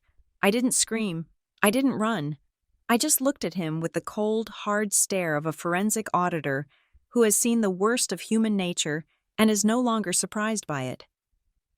You really want to do this, Caleb? I asked softly. You want to add assault with a deadly weapon to your resume? I want what is mine, he roared, and he swung. The brass poker whistled through the air, a heavy, dull sound that sliced through the tension in the room. In another life, perhaps the version of me that left this house at 22 would have cowered, that Jade would have frozen, screamed, or covered her head, waiting for the blow that felt inevitable in a house built on intimidation. But I was not that Jade. I had spent 10 years absorbing the aggression of corporate boardrooms and the chaos of city life. I had channeled my stress into 3 nights a week at a kickboxing gym in the Loop, training until my muscles burned and my knuckles were raw. I knew how to read body language. I knew that when a man pulls his arm back that far, telegraphing his swing like a novice, he leaves his entire center of gravity exposed. Caleb swung wide, his anger making him clumsy. I did not retreat. I stepped in. I slipped to the left, feeling the rush of air as the heavy brass rod missed my shoulder by inches. The momentum of the swing carried Caleb forward. Off balance, his chest open and defenseless, I pivoted on my heel, driving power up from the floor, through my hips, and into my right fist. I unleashed a short, sharp uppercut that connected squarely with his jaw. The sound was sickening, a wet, meaty crunch that echoed off the mahogany walls. Caleb's head snapped back. His feet left the floor for a fraction of a second before he crumpled. He didn't fall gracefully like they do in the movies. He collapsed like a sack of wet cement, crashing into the antique globe stand and sending it rolling across the floor. The poker clattered from his hand, spinning uselessly on the hardwood. He lay there, groaning, clutching his jaw, his eyes rolling back in shock. He wasn't unconscious, but the fight had been knocked out of him along with his dignity. Sylvia screamed. It was a high, thin sound, her hands flying to her mouth. She looked from her son's prone body to me, her eyes wide with a terror she had never directed at me before. She was looking at a stranger. You hit him, she stammered, backing away until she hit the edge of the desk. You could have killed him. He tried to assault me with a weapon. Mother, I said, my voice terrifyingly calm. I shook out my hand. My knuckles were throbbing. But it was a good pain. It was the pain of agency. That was self-defense, and if he gets up, I will break his nose. I looked down at Caleb. He was spitting blood onto the rug, Grandma's favorite Persian rug. Get up, I said to him, though he made no move to do so. I want you to hear this. I turned my attention to Sylvia. She was trembling, stripped of her haughty veneer. The power dynamic in the room had shifted so violently that the air felt charged with ozone. You really don't know who I am, do you? I asked, stepping over Caleb's legs to approach her. You sat there at dinner, mocking me, calling me a clerk, saying I check boxes and file papers. I laughed, and it was a harsh, jagged sound. You think I live in a shoebox in Chicago? You think I scrape by on a salary that barely covers rent? I reached into my bag, the bag Caleb had failed to steal, and pulled out the thick dossier I had compiled. I didn't hand it to her. I threw it. The papers exploded into the air, raining down on the floor between us, covering Caleb's legs in a blizzard of evidence, bank statements, foreclosure notices, lien filings, and forensic audit reports. I am not a clerk, Sylvia, I said, my voice rising, filling the cavernous room with the force of my success. I am a senior director of forensic audit at Viridian Solutions. I manage a team of 40 investigators. I specialize in dismantling corporate fraud schemes that make your little family secrets look like child's play. I pointed a finger at the open safe, gleaming with its millions. You think this is a fortune? I scoffed. $2 million? That is a rounding error in the cases I handle. I made more than the value of this entire vault in billable hours and performance bonuses last year alone. I don't need Grandma's money. I have my own empire. Sylvia stared at the papers on the floor. She picked one up with shaking hands. It was a copy of a mortgage document. I know everything, I said, relentless. I know that you didn't just hide the will. You committed mortgage fraud. You forged Grandma's signature on a home equity line of credit 3 years ago. You took out $300,000 against a house you didn't own. Sylvia flinched. I had to. The roof needed repairs. Liar, I cut her off. You spent it on a country club membership you couldn't afford, and a failed investment in Caleb's luxury clothing line. The roof is still leaking. Sylvia, I saw the water stains in the hallway. I kicked a stack of papers toward Caleb, who was blinking up at me, blood staining his teeth. And you? I said, looking down at him with pure disdain. You told me you needed $50,000 for Mr. Vance. You said it was a bridge loan. I crouched down so my face was level with his. My investigation into your gambling debts shows a different number. Caleb, you don't owe $50,000. You owe $212,000 to 3 different bookies across the state. Vance is just the one who got tired of waiting. Caleb's eyes widened. He tried to speak, but his jaw was too stiff. He just wheezed. You are drowning, I whispered. You are not an entrepreneur. You are an addict, and you have dragged this family down into the sewer with you. I stood up and walked back to the safe. I began to transfer the bearer bonds and the stock certificates into my large leather tote bag. I moved with precision, stacking them neatly. You can't, Sylvia whispered. She had slid down to the floor, kneeling amidst the scattered papers of her ruin. You can't take it all, Jade.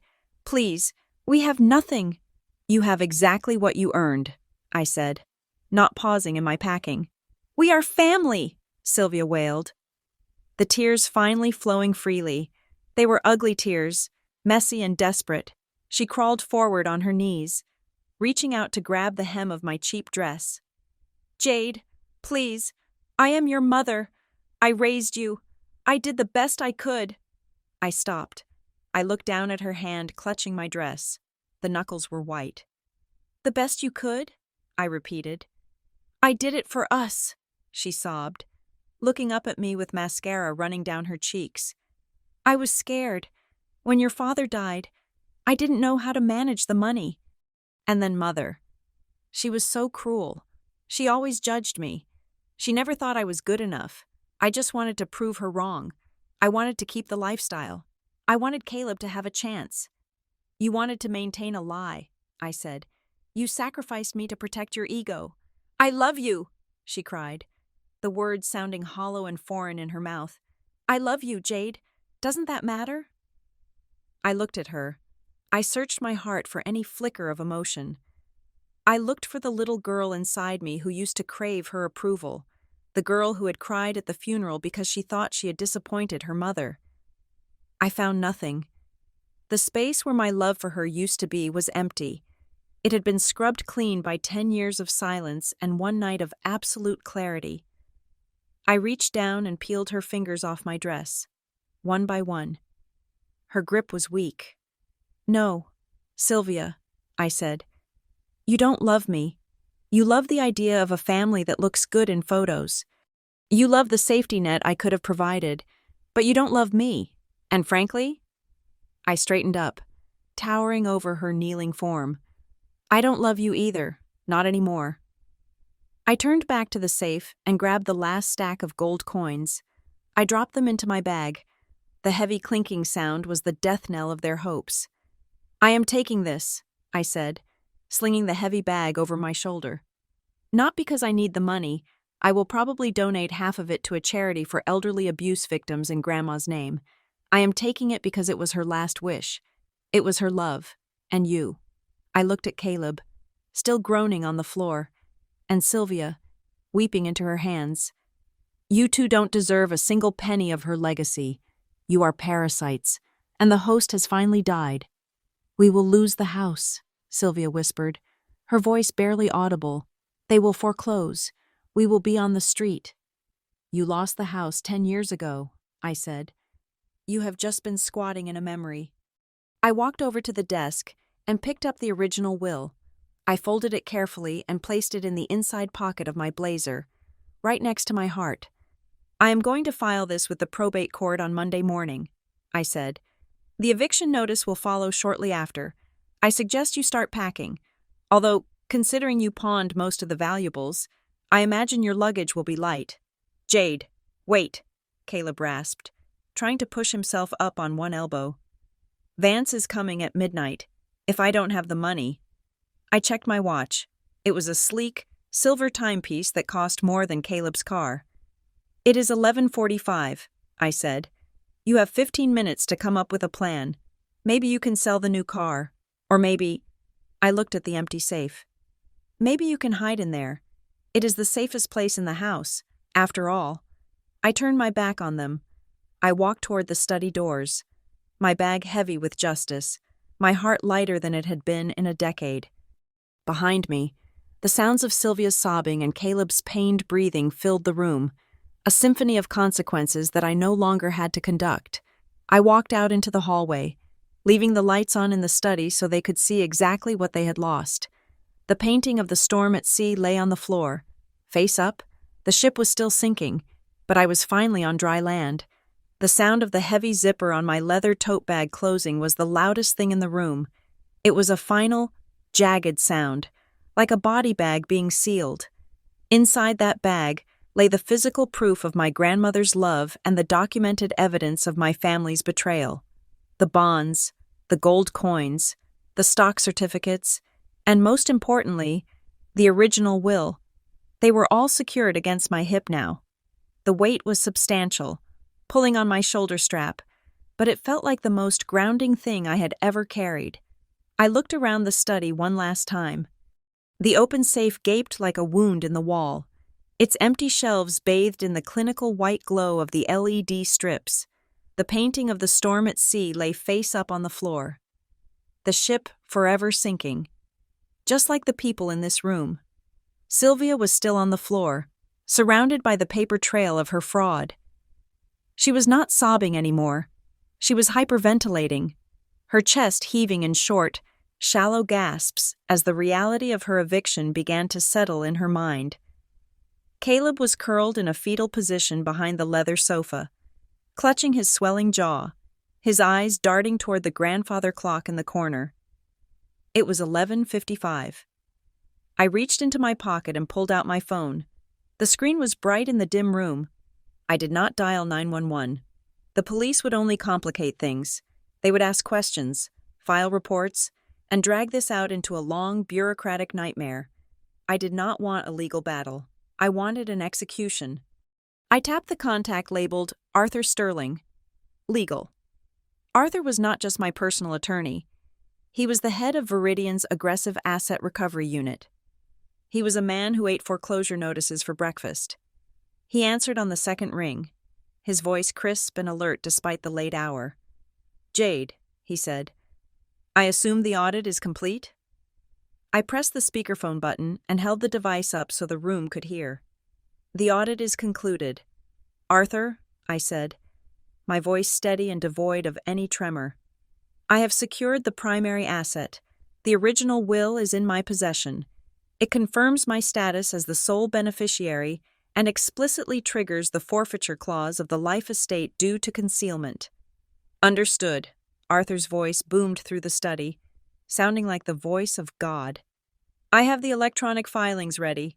I am submitting the probate challenge and the immediate eviction notice to the county clerk's digital portal right now." The timestamp will be before midnight. The property is legally secured. Sylvia let out a whimper. Eviction? She whispered. Good, I said. There is one more thing. Arthur, regarding the inquiry we received from the private lending agency, the one looking for Caleb Ellison regarding an outstanding debt of $200,000, Caleb's head popped up from behind the sofa. His eyes were wide, bloodshot orbs of terror. He scrambled to his knees, shaking his head frantically, mouthing the word no over and over again. Yes, Arthur said. The collectors. They have been pinging our databases for his location for weeks. Violent risk assessment is high. You can update them, I said, staring directly at my brother. Confirm his location. He is currently at the residence, and tell them the back door is unlocked. Jade, no! Caleb screamed. It was a raw, shredding sound. He lunged toward me, but his legs were weak, and he collapsed back onto the rug. You can't. They will kill me. They will literally kill me. I am sending the coordinates now, Arthur said. Transaction complete. Anything else? Jade? No, I said. That is all. Thank you. Arthur. I hung up. The silence that rushed back into the room was heavy with dread. Caleb was hyperventilating now, clawing at the rug. You told them, he wheezed. You actually told them. It is almost midnight. Vance is probably down the street. Then I suggest you run, I said coldly. Or hide. The safe is empty. Caleb, you could probably fit inside if you curl up tight enough. It is what you always wanted, isn't it? To be inside the money?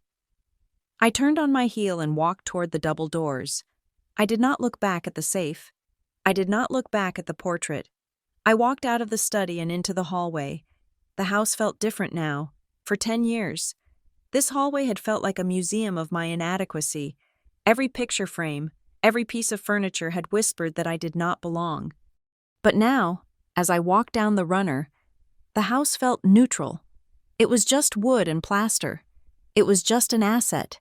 It was a shell that I had legally gutted. I reached the foyer. My wet trench coat was still hanging on the rack where Sylvia had insisted I leave it. I put it on, buttoning it slowly. Deliberate in every movement, I wrapped my scarf around my neck. I picked up my purse. I heard the stumbling footsteps behind me.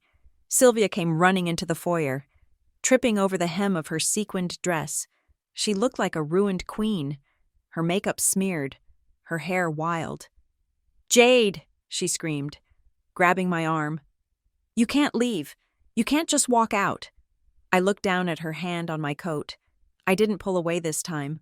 I just looked at it until she let go, intimidated by the sheer wall of my indifference. I can, I said. I am. But what about us? She wailed, gesturing vaguely back toward the study where Caleb was likely trying to find a weapon or a hiding spot. What are we supposed to do? You took the bonds. You took the will. If Vance comes, that sounds like a Caleb problem, I said, and a Sylvia problem. We will be on the street, she shrieked, her voice cracking. It is freezing outside. You are condemning your own mother to freeze to death. How can you be so cruel? I gave you life. And then you took it back, I said. You took 10 years of my life, Mom. You took my confidence. You took my trust. You took my grief and turned it into a weapon to use against me. You didn't raise a daughter. You raised a bank account you couldn't access. I reached for the heavy brass handle of the front door. Please, she begged. Falling to her knees on the cold tile of the entryway, I will do anything. I will sign whatever you want. Just leave us enough to pay Vance. Just leave us $50,000. Please. Jade, we are family. I paused. My hand hovered over the latch. I turned my head slightly, looking down at her one last time. At that moment, I saw her clearly. I didn't see the monster I had feared for a decade. I didn't see the matriarch she pretended to be. I just saw a sad, small woman kneeling in a house she had stolen, begging for scraps from a daughter she had thrown away. You know, I said, my voice soft but carrying in the acoustic space of the foyer. "You started this night with a quote. You said secrets bind a family." Sylvia looked up, hope flickering in her eyes. She thought I was cracking. She thought she had found an opening. "But you forgot the rest of the lesson," I continued. "Secrets don't just bind, they rot. And this family has been rotting from the inside out since the day Grandma died." "Jade, please." "You told me Grandma left me nothing," I said. "You told me she was disappointed. You told me I was worthless." I opened the door. A gust of wind slammed into the house, carrying a swirl of snow. The temperature in the foyer dropped 10 degrees in a second. The storm outside was raging, a white vortex of cleansing cold. "You were half right, Mother," I said, staring into the white void. "Grandma left me the money, that is true, but she didn't leave you nothing." Sylvia stared at me, shivering in the draft. "She left you a lesson," I said. "She left you 10 years to tell the truth, 10 years to fix this, 10 years to be a mother, and you failed every single day." I stepped out onto the porch. The snow crunched under my boots. The air smelled of ice and pine, sharp and clean. "Jade!" Sylvia screamed, crawling toward the open door. "Don't do this! Where are you going?" I stopped on the top step. I didn't turn around. I didn't need to see her face again. "Merry Christmas, Mom," I said, and then I reached back and grabbed the handle. I pulled the heavy oak door shut. Slam! The sound was final. It was the sound of a book closing. It was the sound of a vault locking. I walked down the steps, the snow swirling around me, sticking to my eyelashes. I clutched the bag tighter against my side. I felt lighter with every step I took away from that house. The cold didn't bother me. After the suffocating heat of their lies, the winter felt like a blessing. I reached my rental car, the beige sedan with the dented bumper. I opened the door and tossed the bag onto the passenger seat. It landed with a heavy thud. $2 million, a legacy, a future. I got in and started the engine. The heater blasted warm air against my frozen hands. As I put the car into gear, I heard it. In the distance, cutting through the howl of the wind, was the sound of engines, not one, two, large engines, roaring up the winding road, heavy tires crunching on gravel. I looked in the rearview mirror. 2 black SUVs turned the corner at the bottom of the drive. They were moving fast, their headlights cutting aggressive beams through the falling snow. They weren't police cars. There were no sirens, no flashing red and blue lights. They were sleek, dark, and purposeful. Mr. Vance had arrived. I watched them for a second as they sped past me. Heading toward the house I had just vacated, they didn't even slow down as they passed my nondescript rental car. They were focused on the prey trapped in the mansion on the hill. I didn't stay to watch. I didn't want to see what happened next. That part of the story didn't belong to me. That belonged to Caleb and Sylvia. They had ordered this course. Now they had to eat it. I turned the wheel and drove down the hill, away from the estate, away from the past. The road ahead was covered in fresh white snow, unmarked and pristine. It was a blank page. I smiled. A real, genuine smile that reached my eyes for the first time in 10 years. I drove into the storm, and I never looked back. Thank you so much for listening to my story. It was a long journey from that rainy funeral to this snowy night, and I'm glad I could share the truth with you. I would love to know where you guys are tuning in from. Are you listening from a cozy room in London, a busy street in New York, or maybe somewhere quiet like I am now? Drop a comment below and let me know your location and what you would have done if you were in my shoes. And please, if you enjoyed seeing justice served, make sure to subscribe to the channel Blue Payback, hit that like button, and smash the hype button so more people can hear this story. Stay safe, and remember, the truth always finds a way out.